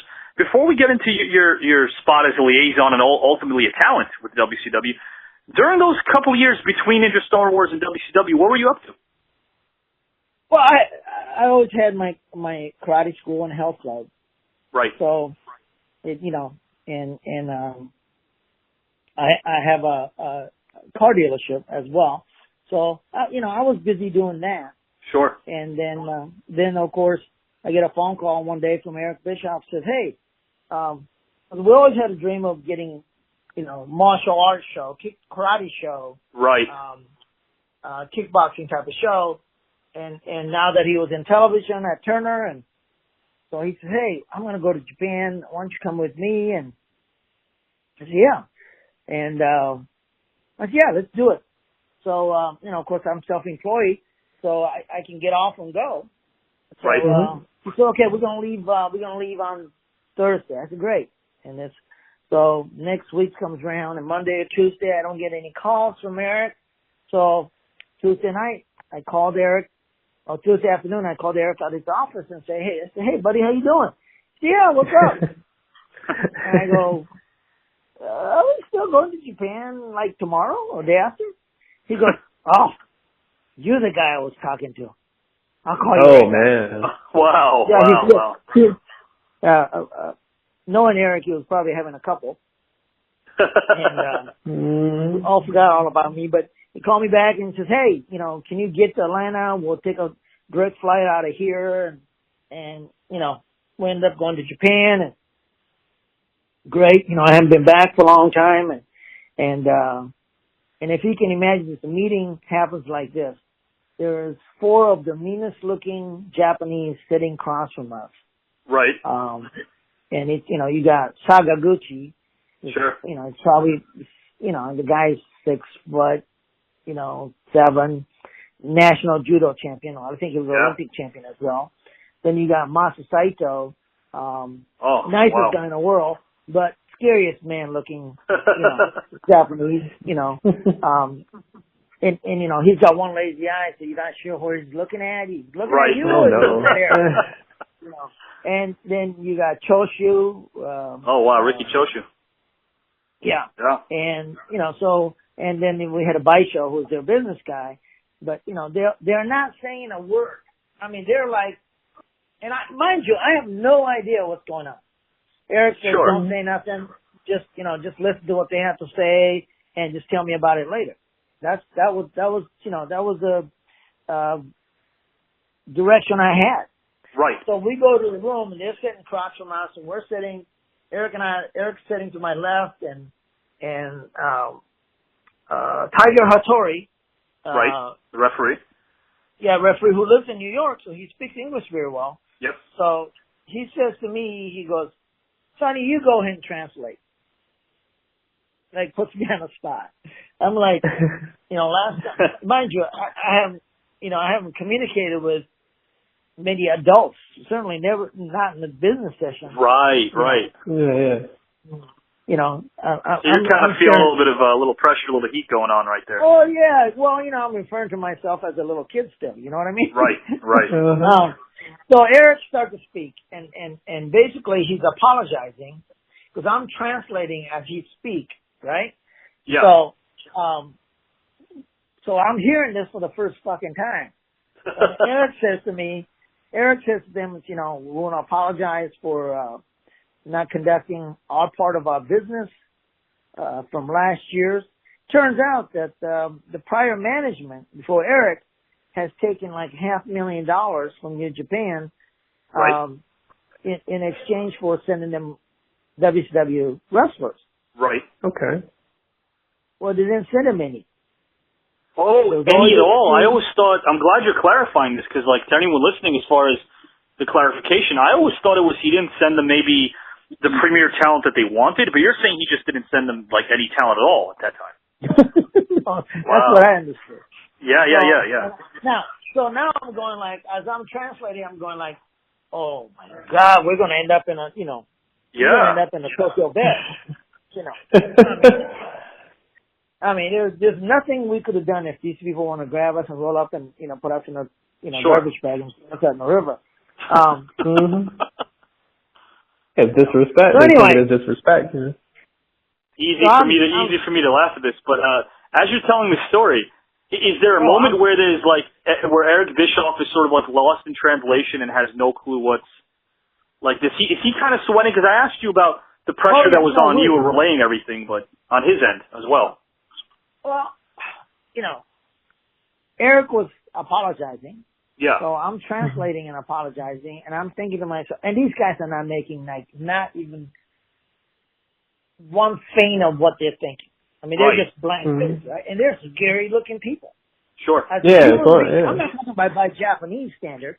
They're 3 times scary, but as a human being, they're scary looking people. Sure.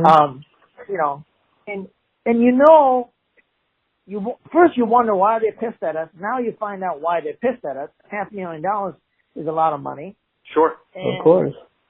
Basically what happened is, Eric says, what I would like to do is make up for the money that we taking from you or we received from you and give us another chance now that it's under my management.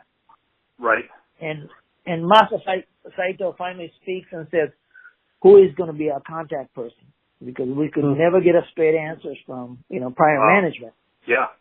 And Eric, without skipping a beat, oh, that'll be Sonny.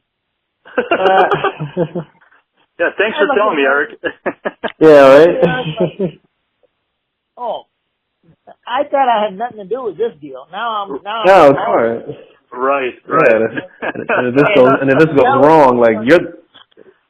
I have to ask you at that moment. I mean, it's like, come on, I'm not going to ask you to remember everything that happened 25 years ago verbatim, but pretty much what were you like, what was your, I guess, mental reaction to that? I don't work for you. Put my hands to Derek. I came here, to grab some sushi and drink some cold beers and, and talk about our karate thing. Sure. Of course, we never talked about that. And Masa said, okay, so gave us the opportunity to make up for what happened for what happened a year before. And Eric assured, the New Japan management that you call Sonny, you can get a hold of me. I always answer Sonny's call.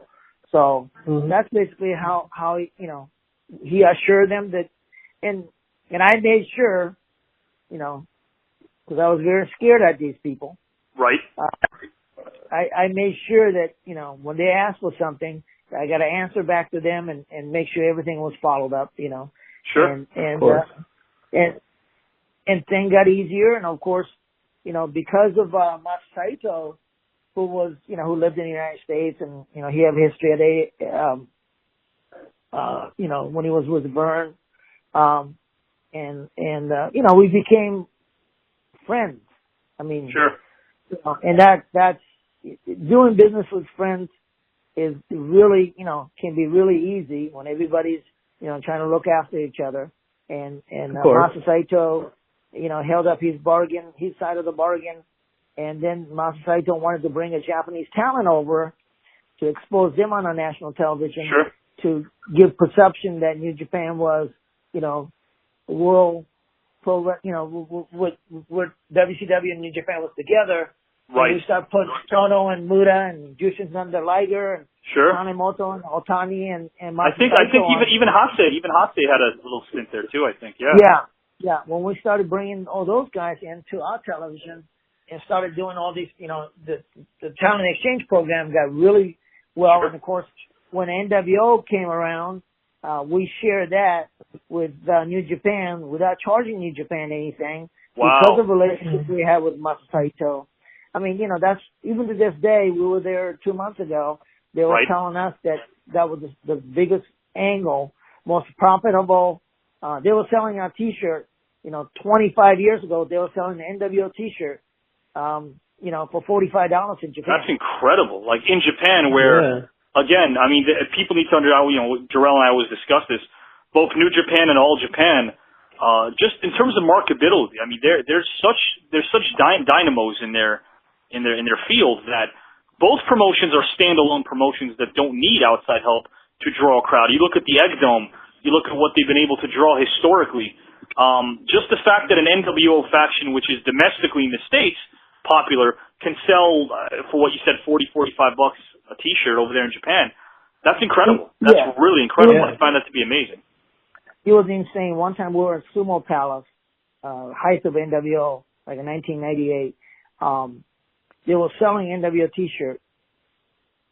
And I thought it was like $5 million worth of t-shirt we sold in Hawaii. One of their promoting guys told me, corrected me, and said they sold $8 million worth of t-shirt, NWO t-shirt in 1998. Hey, that's incredible. People were coming out in Sumo Palace, walking in, buying like dozen t-shirts and leaving. They weren't pro wrestling people. They just wanted to buy the t-shirt. Yeah. So that's incredible. I told Kauai, which is another guy, he was an announcer, I said, listen, don't sell your t-shirt outside the building. Sell your t-shirt inside the building so they have to buy the ticket. Sure. Good point. That's a good point. But he was insane. Yeah. No, I was just going to say to you, I mean, it's incredible also in the sense that all this is probably happening really fast. I remember there were a couple of G1 Climax tournaments like in the mid '90s too, where you saw a lot of WCW representation. So it seemed like everything was going really well in terms of the talent exchange. Oh yeah, it was really good. Everything was really good. I think they were paying us upward of $1 million by the time, right around about, year 1999 and 2000. I think they were paying us, twice as much as the original, agreement. To tell you what the funny thing is.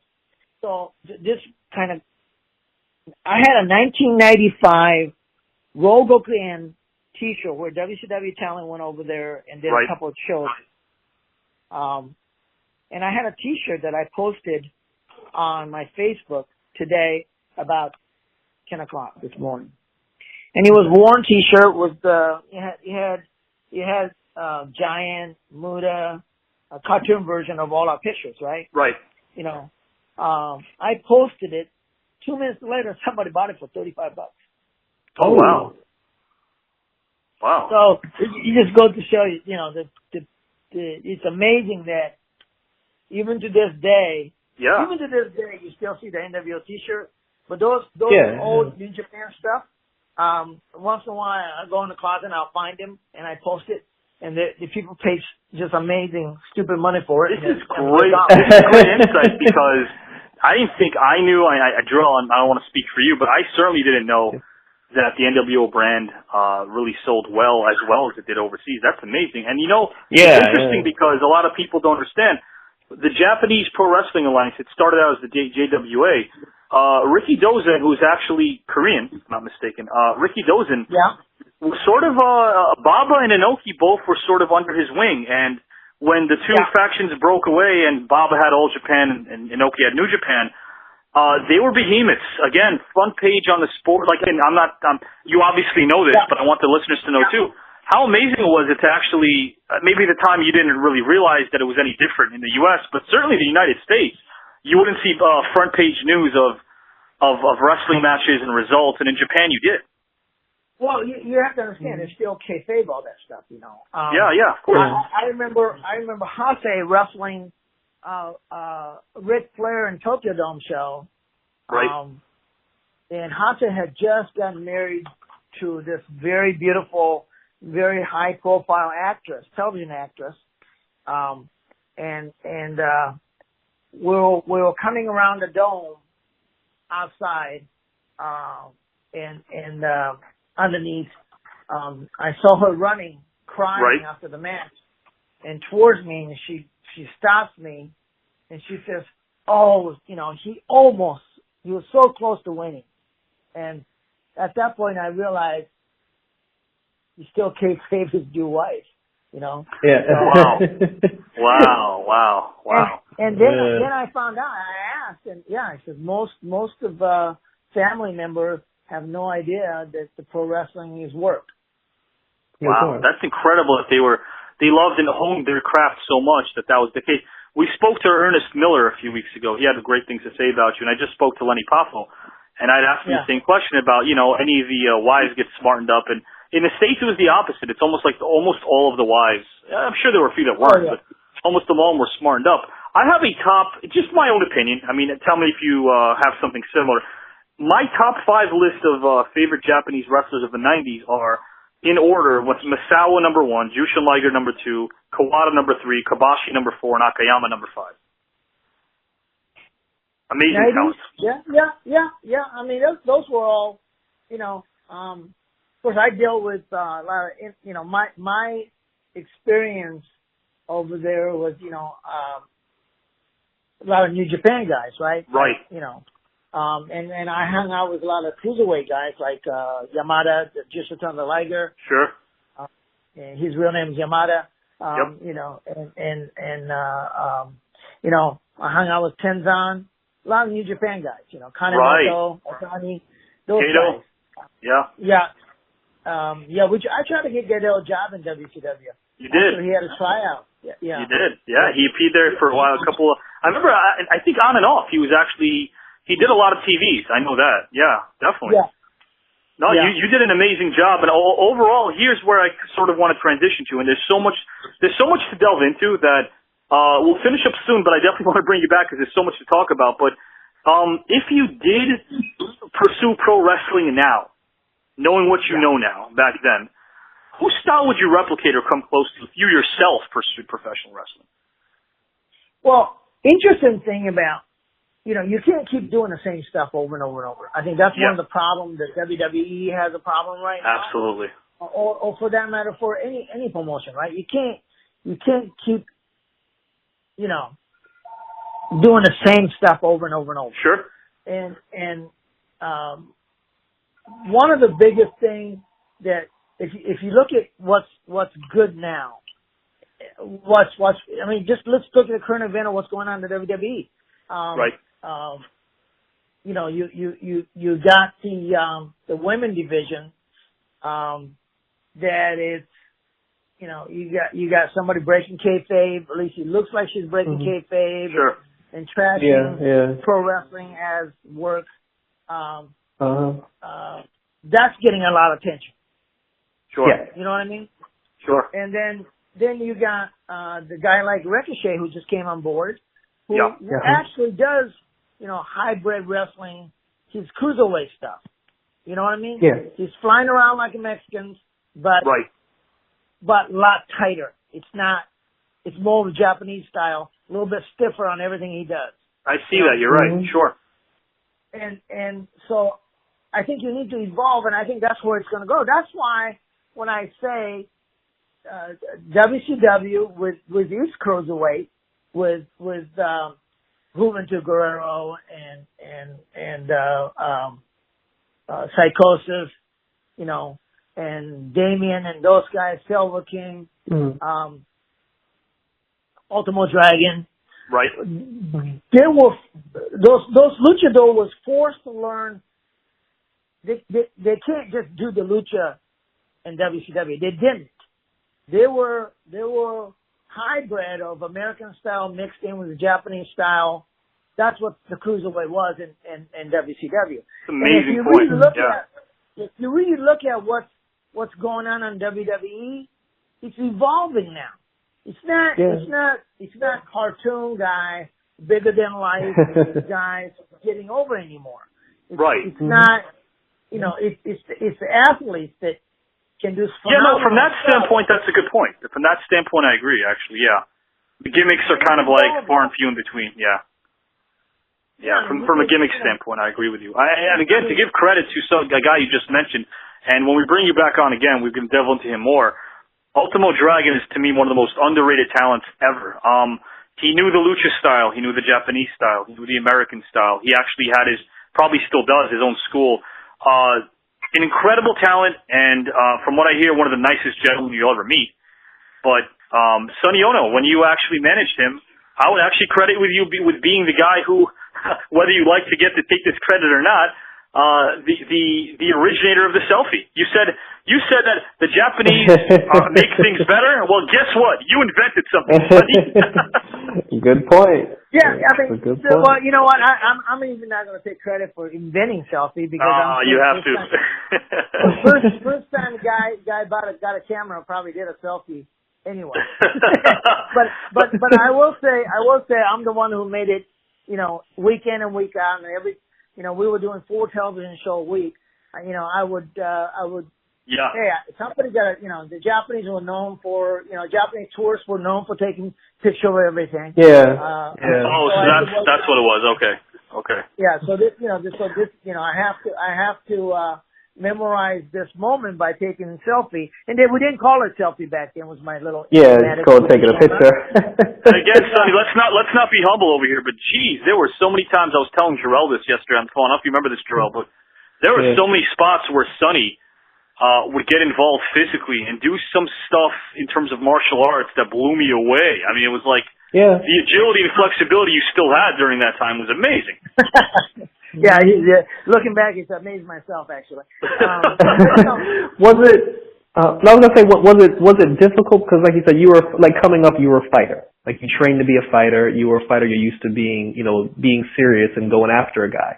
How was it the transition from being a fighter to a manager and playing more of a relaxed, character on TV? Playing a character is, just the easiest thing ever. I played the rich, arrogant Japanese guy who tried to ride Mount Rushmore. Right. Trying to put my face on there. It was a fun time, and working with guys like Bobby Heenan. Yeah. Oh yeah. And Mean Gene Oakland and Jimmy Hart, Masa Saito. Those are the guys who helped me with the character of, the guy who's on television named Sonny Onoo. And as far as being able to mix what I already knew, my capability of being a martial artist, it plays out real well with, being cheating Japanese. I don't want to. I never looked at it that way. And I know what you mean, but for me, in terms of just watching you manage, you were entertaining in a way where you did two things that are really hard for a manager, in my opinion. We all have an opinion, but my opinion was you got your talent over really well, and you made it about them. But when you did speak, you were so entertaining to the point where we had to watch a segment that Sonny Onoo and his talent were involved in, because we knew you put 100% into it. You never kind of went through the motions. Like, you were always on. You were always on. Well, I appreciate it. I mean, it's like I said, it's not work. It's fun. You're playing a character, but we always wish that we were, I mean, for speaking for myself, I wish I was a rich Japanese, arrogant, great tycoon. That's not too far from the truth. Maybe the rich part is. I hear you there. We're gonna actually close this out with a nice little game that we play with some of the people we have on, called Either Or. Just either or. I'll throw you a couple options here. Either or, whatever it means to you. Either or, Jay Leno or David Letterman. David Letterman. Bugs Bunny or Mickey Mouse. Mickey Mouse. Kojak or Columbo. That's a hard one. I like Kojak because he was always sucking on the lollipops. So. Yeah, everyone says that. Yeah, I like that. Gatorade or Powerade? Yeah, Gatorade. I think that was original. Yeah. Michael Jordan or Kobe Bryant? Oh man, Michael Jordan. He's the guy. Period. That's the right answer. In the looks department, don't want to get you in trouble. In the looks department, Halle Berry or Angelina Jolie? Depends on what's the end result is. But, I like that answer. I actually like that answer. if you want to go out on a date, and you want to have a great arm, you want to impress everybody, that would be Angelina Jolie. Sure. But if you want to take something home, that would be Halle Berry. I love that analysis. Yeah. I love that. I'm going to ask you a question regarding this one, and so far we've only gotten one King Kong, and guess who said it? Godzilla or King Kong? Ernest Miller is the only one who picked King Kong. Only one. Really? Yeah. Okay. Ernest Miller is the only one. There's a lot of things I can say about it, but I'll have to go with Godzilla. Godzilla was always what I loved too was he started out as a heel and then he turned babyface. Absolutely. He's so good, man. He saved Tokyo so many times. Sure. I would take Godzilla in a heartbeat. Bowling or darts? Bowling. Rolling Stones or the Beatles? Beatles. E.T. or Aliens? Oh, it has to be E.T. I mean, you have to believe that there's a good alien out there. Yeah, he was a lovable alien. Guns N' Roses or Metallica? I'm not really into hard rock, but I would have to say Metallica. I think my wife might have dated one of the Metallica guys. Oh wow! Oh wow! It's good reason to choose Guns N' Roses. Listening to 8.5 hours of Eric Bischoff doing stand-up comedy, or watching 48 hours of David Flair matches nonstop? Oh, I have to go with Eric Bischoff. I'm sorry. I would too.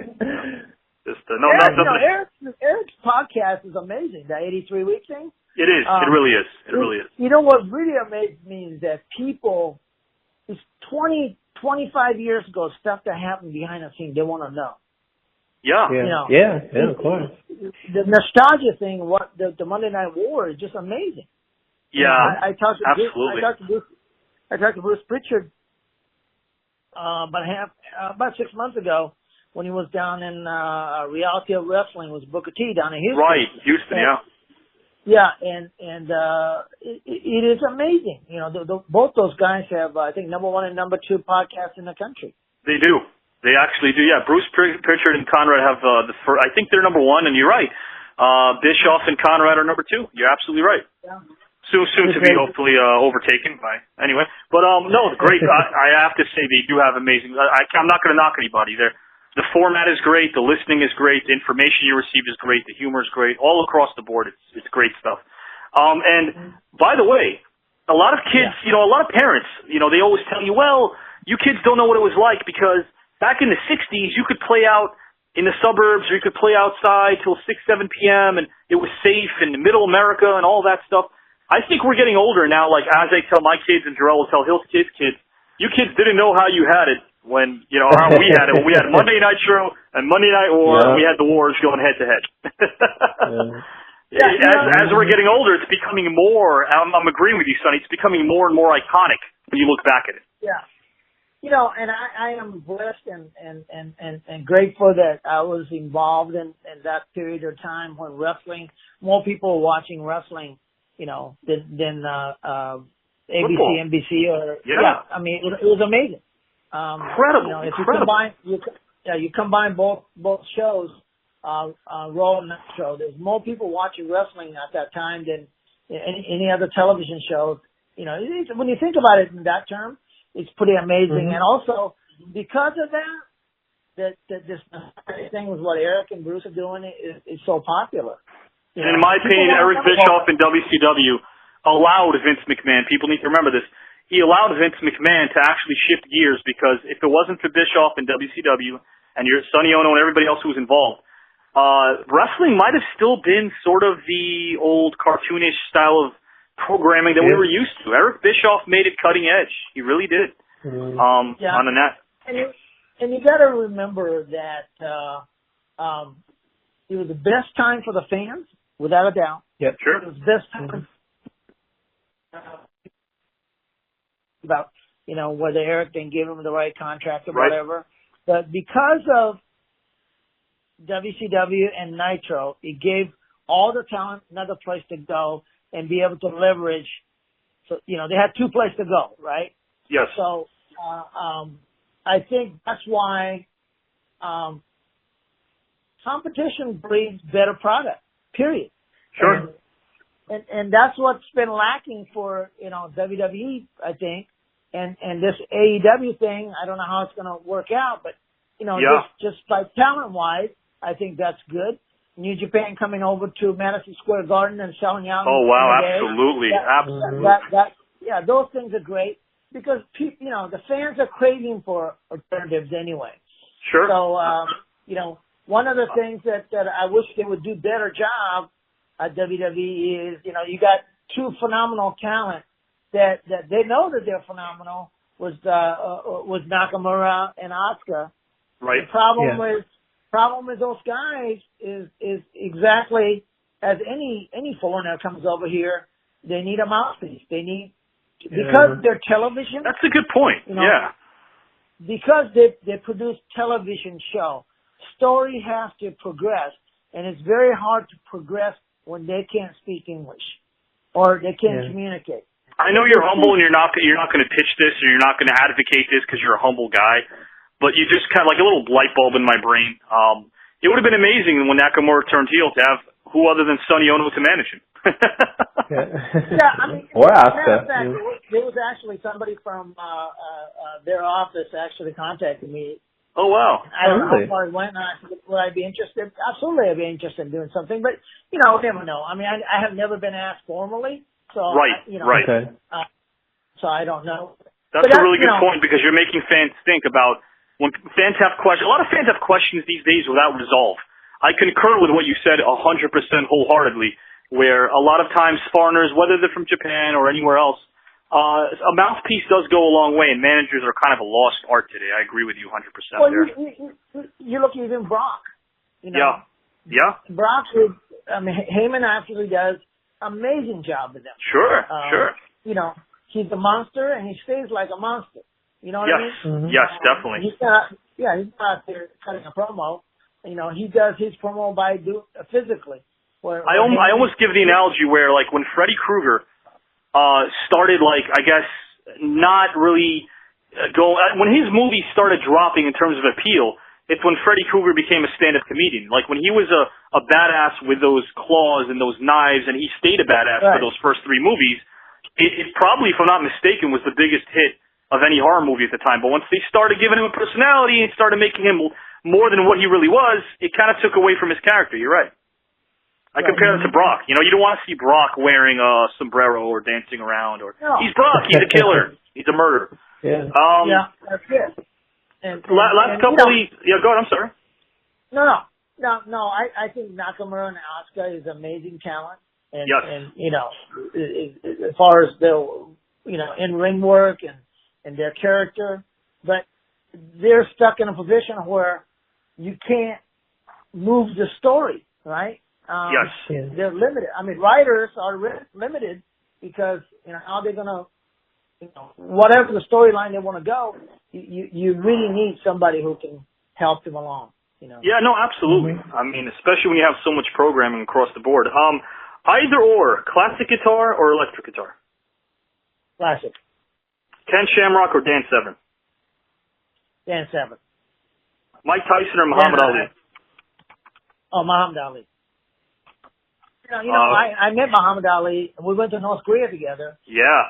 I can't wait to bring you back and talk about North Korea because, by the way, the biggest crowd I think ever for a professional wrestling show. But I know that there were a lot of, let's just say some interesting tidbits that I'm sure you're going to share with us next time because I know there's a lot to delve into. You actually had mentioned to me before the podcast there's some stories.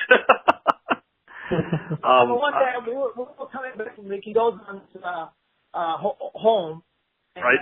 Somebody tapping my head back to the car, turn around, Ali chance at my head. So we squared off, and the actually took a picture of us squaring off. Oh, wow. That's interesting. Yeah, that kicked his ass. Yeah, sure. In 1995. I love it. He was so amazingly nice. It was amazing. Yeah. Chuck Norris or Bruce Lee? Bruce Lee. Rambo or Rocky? I met both those guys. So. Oh, you met both Chuck Norris and Bruce Lee. Okay. Yeah, you know, Ernest actually had some. Ernest was like when I asked him the same either or question, he with a resounding Chuck Norris to his tone, he dismissed Bruce Lee as someone who didn't necessarily compete, or I think he chose Chuck Norris because Bruce Lee didn't compete. I know Ernest Miller competed for years, so he probably has like that different opinion, but I was shocked. Everyone picked Bruce Lee. Everyone. Yeah. What does Ernest know? He lives in Atlanta. This is an interesting one. Rambo or Rocky? Probably Rocky. Yeah. Jerry Stein. Eye of the Tiger. Yeah, Eye of the Tiger. Can't go wrong there. That was actually Hogan's first theme music. Jerry Seinfeld or Chris Rock? Seinfeld. I like their crazy humor. Yeah, still stands the test of time. Chris Rock, great stand-up too. I never liked his SNL sketches because they didn't give him much. But McDonald's or Burger King? God, that's a hard one, really. Yeah. But I have to go with McDonald's. Gotcha. Rap or rock? Say it again. Rap or rock? I have to go with rock. But do you remember when WCW had rock, guys? Yes. Do you remember that? The whole thing was supposed to be Rap is a Crap was a song. Yep. And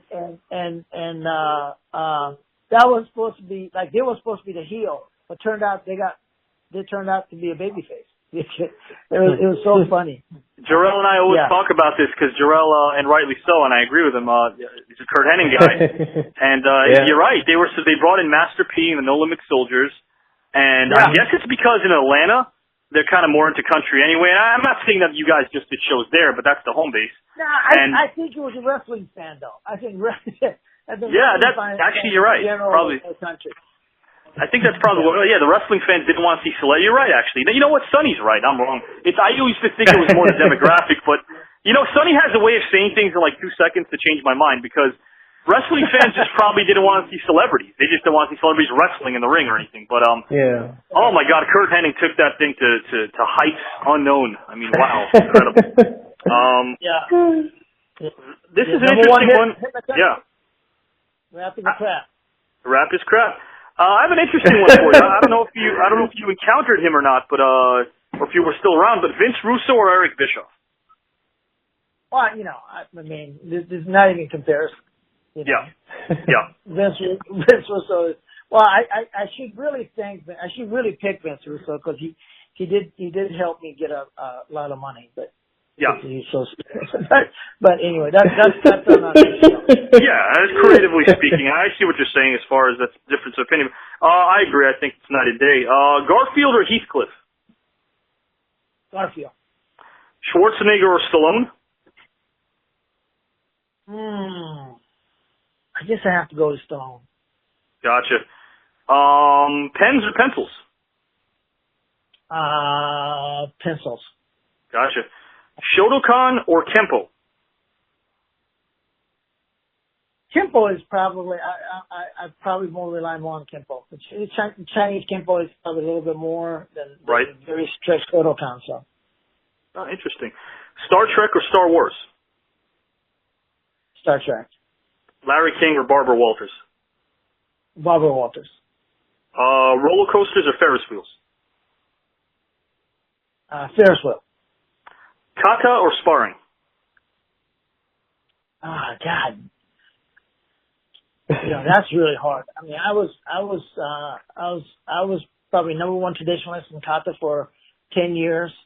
And guys, look it up, guys. There's a YouTube video of Sonny Onoo doing kata. You'll see exactly how great he was because it's actually still online. I don't know if you noticed this yourself, but there's video of you doing kata. I think in '86. Amazing. Wow. Yeah. Yep. But yeah, I mean, you know, I enjoy fighting, right? I mean, I fought in the Battle of Atlanta 2 years ago. Okay.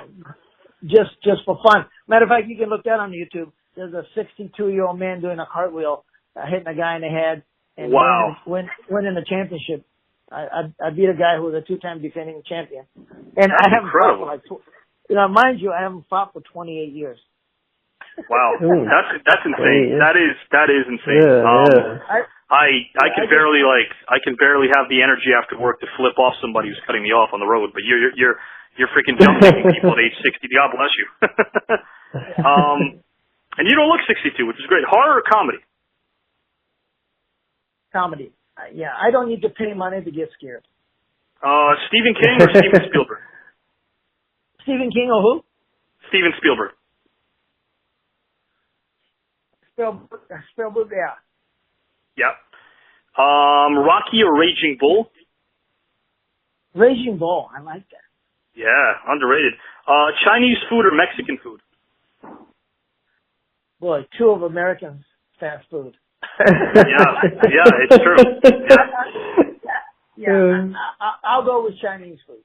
Gotcha. Frosted Flakes or Cheerios? I don't eat cereals. Oh, it's not even close? Okay. No. All right. I don't eat all right, what about, which one is it? about I didn't hear his answer. Is it Frosted Flakes or Cheerios? Frosted Flakes, gotcha. Jarrell, you have one. Oh, no, I was going to say, since you said you didn't eat cereal, I was going to say, like oatmeal or like cream of wheat. That's about the same, man. I mean, really. I mean, you know what I eat in the morning? I try to have a muffin, which my wife really don't want me to eat carbs, right? But and coffee. I'm not a morning big breakfast unless I'm in Japan and I'll eat a Japanese breakfast. But, sure. Oh, nice. Yeah. Got a couple more of these. Swimming pools or beaches? Beaches. Chips Ahoy cookies or Oreo cookies? I don't know if you like any, but Oreos. Orange juice or grape juice? Oranges. Pepsi or cola? You know, I used to drink Coca-Cola. Yeah. And I quit drinking about 6 years ago. I don't drink soda anymore. Oh, wow. That's awesome. That really is cool. Yeah, like a week later, I was 5 pounds lighter. Wow. Look at that. There you go, guys. You a little on the heavy side, just go cold turkey. Don't drink soda. Road trips or flying? Flight. Plums or oranges? Oranges. Why don't people eat plums, Sonny? I've asked this to everybody. I've never seen a human being alive eat a plum walking in the middle of the street. Have you?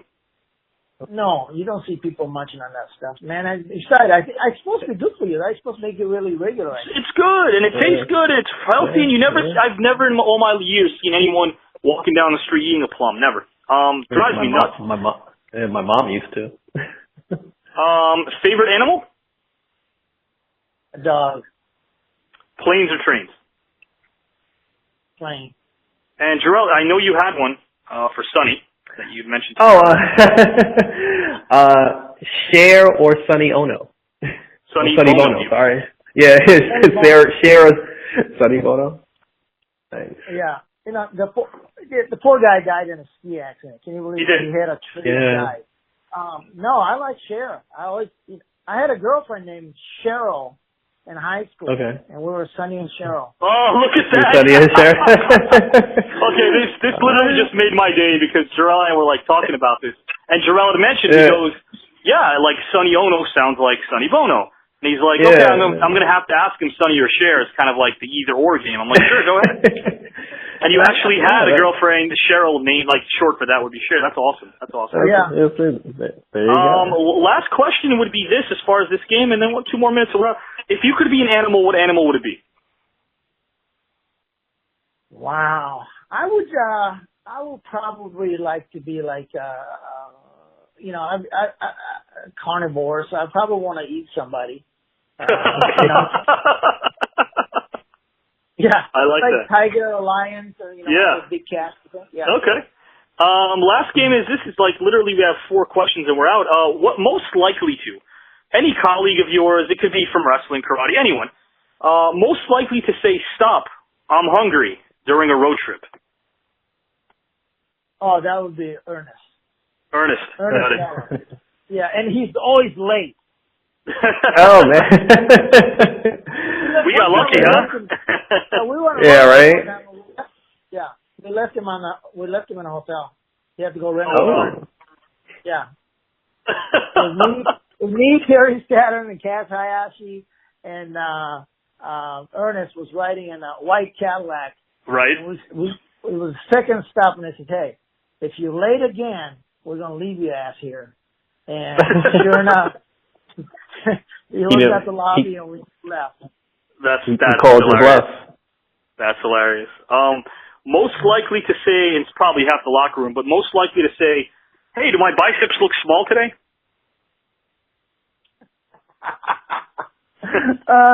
Buff Bagwell. Got it. He comes up a lot when it comes to that question. Most likely to read a book quietly in a locker room. David Penza. Yeah. Most likely to run to catering and devour what's on the menu. Man, there's so many of them. Probably Paul Giant. Giant, okay, yeah, big guy. Most likely to pretend to listen to you while checking a woman out anywhere. Bar, restaurant. Steiner. Most likely to crack jokes in the middle of the ring.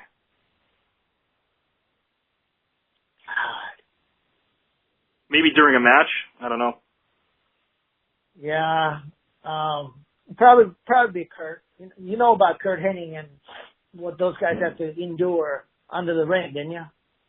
Oh yeah, of course. I heard this story. Sure. Why don't you want to tell it? Yeah. Well, it was one of those Nitro show and it's 2-hour show. Yeah. They had to come out of under the ring in this main event. So they had to stay under the ring for a good 3 hours before the audience came in. Sure. Right? Mm-hmm. So they had to hide under there. They had snacks and drinks down there. Sure. And Kurt went down and decided to rape everybody. So he took a shit in a bucket down there. Okay. Perfect. And let everybody deal with aroma for 3 hours. For 3 hours. I mean, listen. When you gotta go, you gotta go. You're under the ring for 3 hours. I mean, come on. I didn't have to go. knowing Kurt, he probably didn't have to go. Wow. That's incredible. And knowing what he left behind, I'm sure nobody had. Well, I'm sure everybody had to go afterwards. Just it came up orally, probably.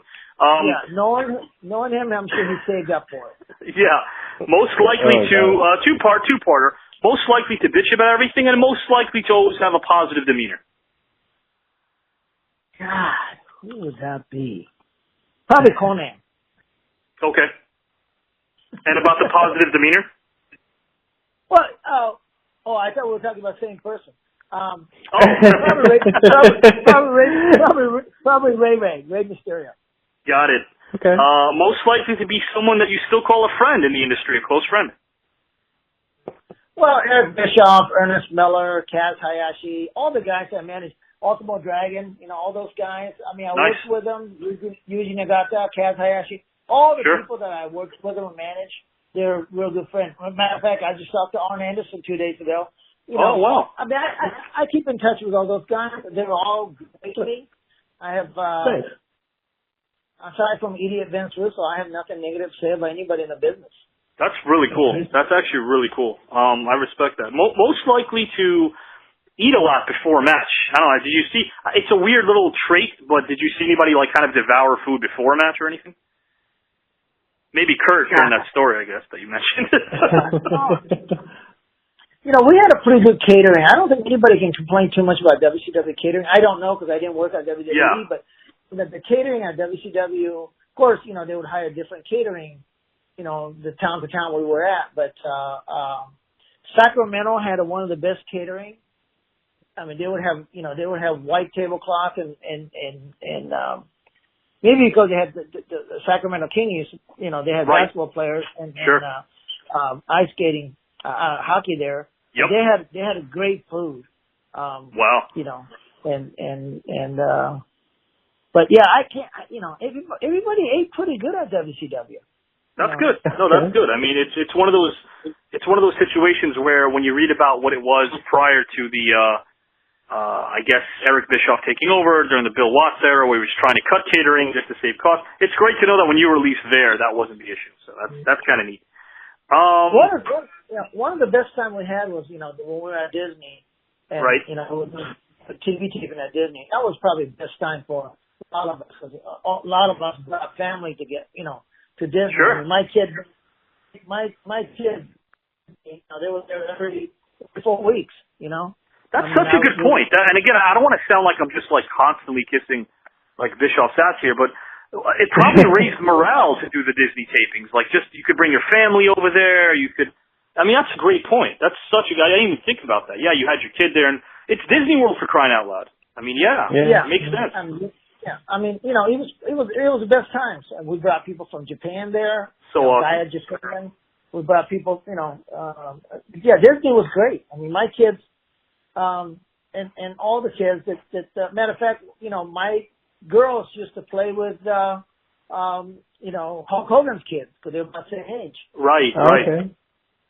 And it was the best time because that's so cool. Because of the fact that wrestling is such a away from your family kind of business where you're on the road all the time.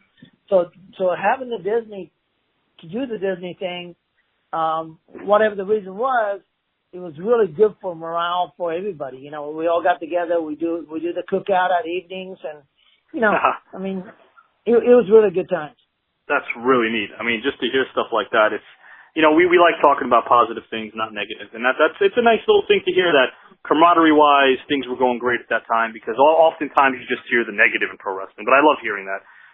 Last one, most likely colleague to eat, breathe, and drink pro wrestling 24/7. Japanese, American, doesn't matter. I've heard Yamada in the past. I don't know if it's Yamada. I've heard Yamada. Well, I'll tell you a quick. I was going to say Ultimo Dragon. So, he does. He's kayfabe. He still wears mask all the time. He's a man of mystery. He's been in GQ magazine in Japan. He's well dressed. He's nothing like pro wrestler in Japan. I mean, he's a very unique dude.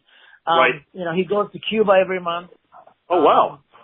And I just found out after 25 years, I found out So first time when I met Ultimate Dragon doing WCW days, you know, he had a wife whose her dad owned a arena called Now Cow Pound. Right. Where Ultimate Dragon had, you know, the Dragon Gate and all those gyms and Sure. Dragon School and all that there. And he had 2 kids and I've been friends with Ultimate Dragon, you know, 25 years, and right. we've been working with each other all the time. And out of the blues, a couple months ago, you know, I said something to him like, "Hey, by the way, who do you stay when you work in Japan for Old Japan?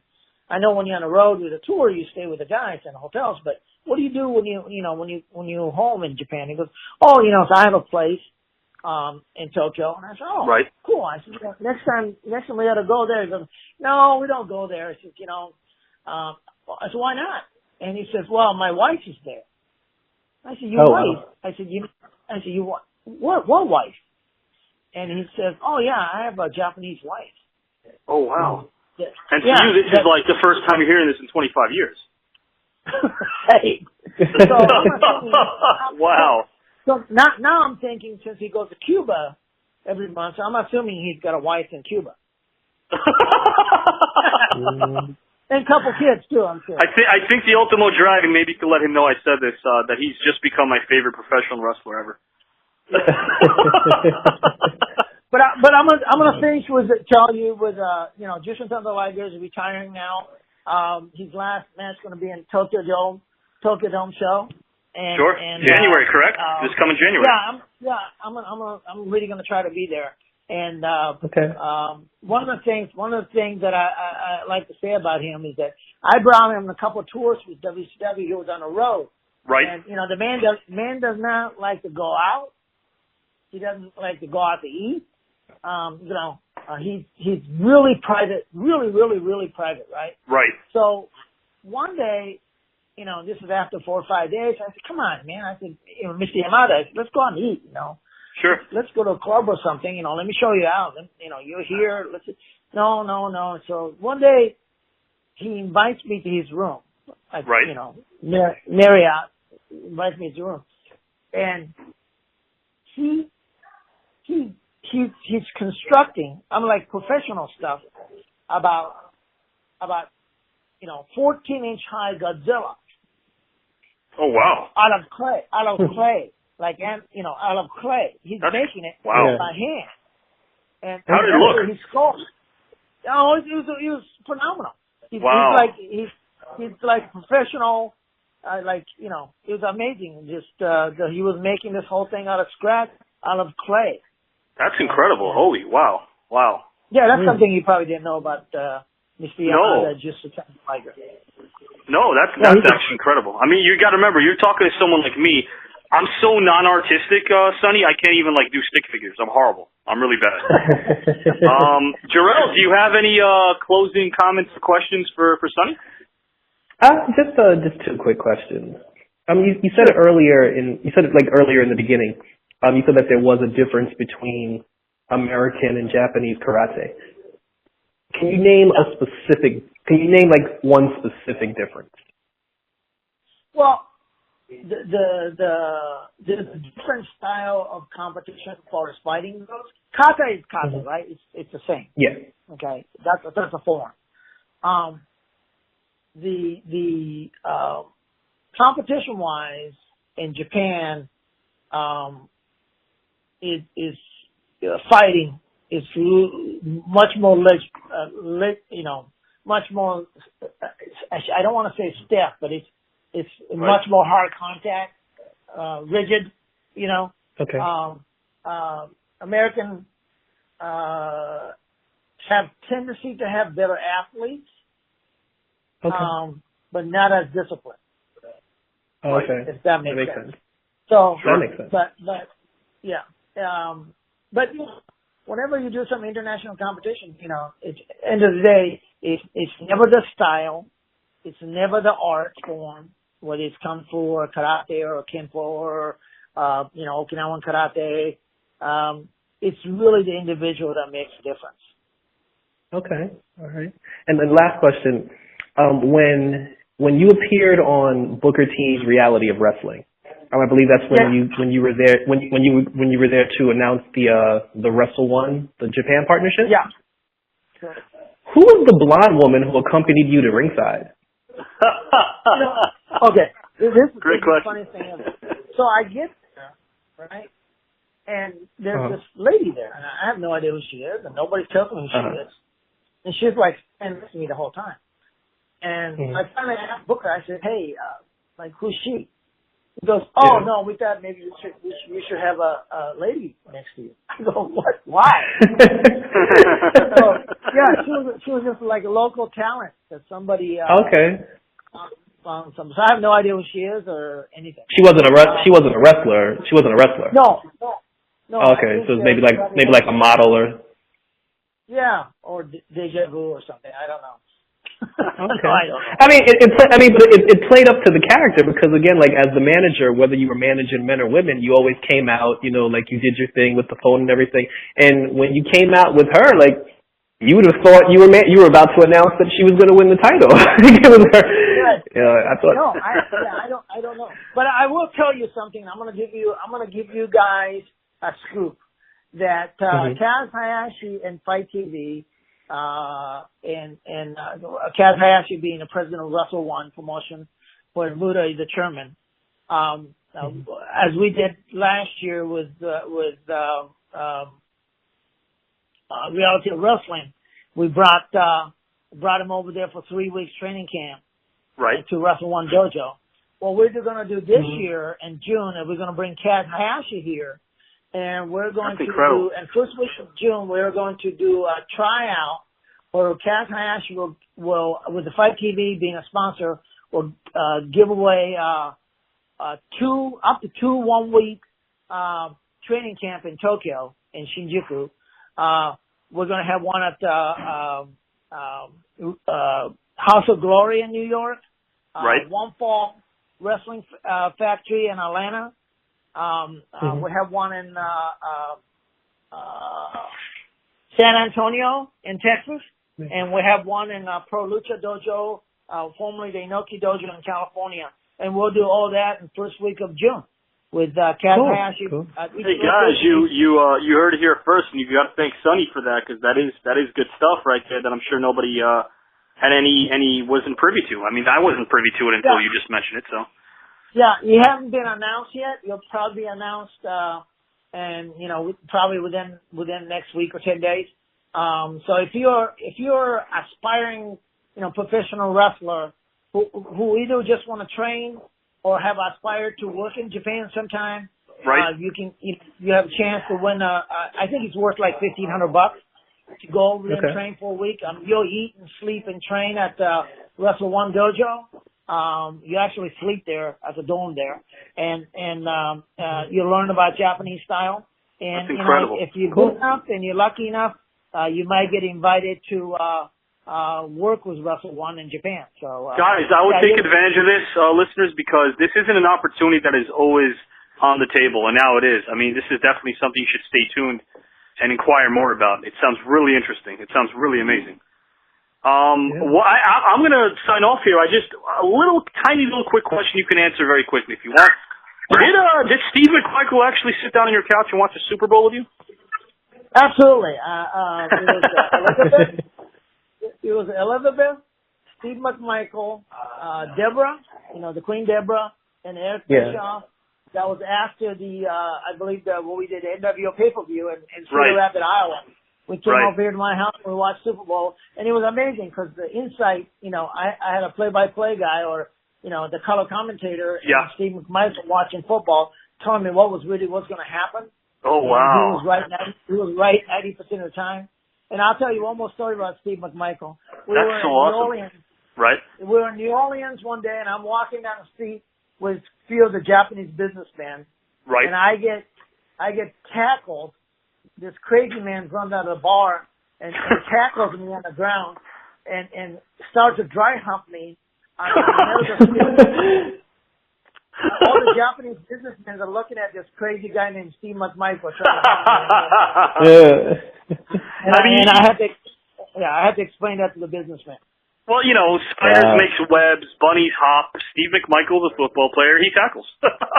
Yeah. And again, not just the football player. He seems like a really cool, funny guy, and he definitely fit in with pro wrestling like a charm. I mean, such a perfect fit.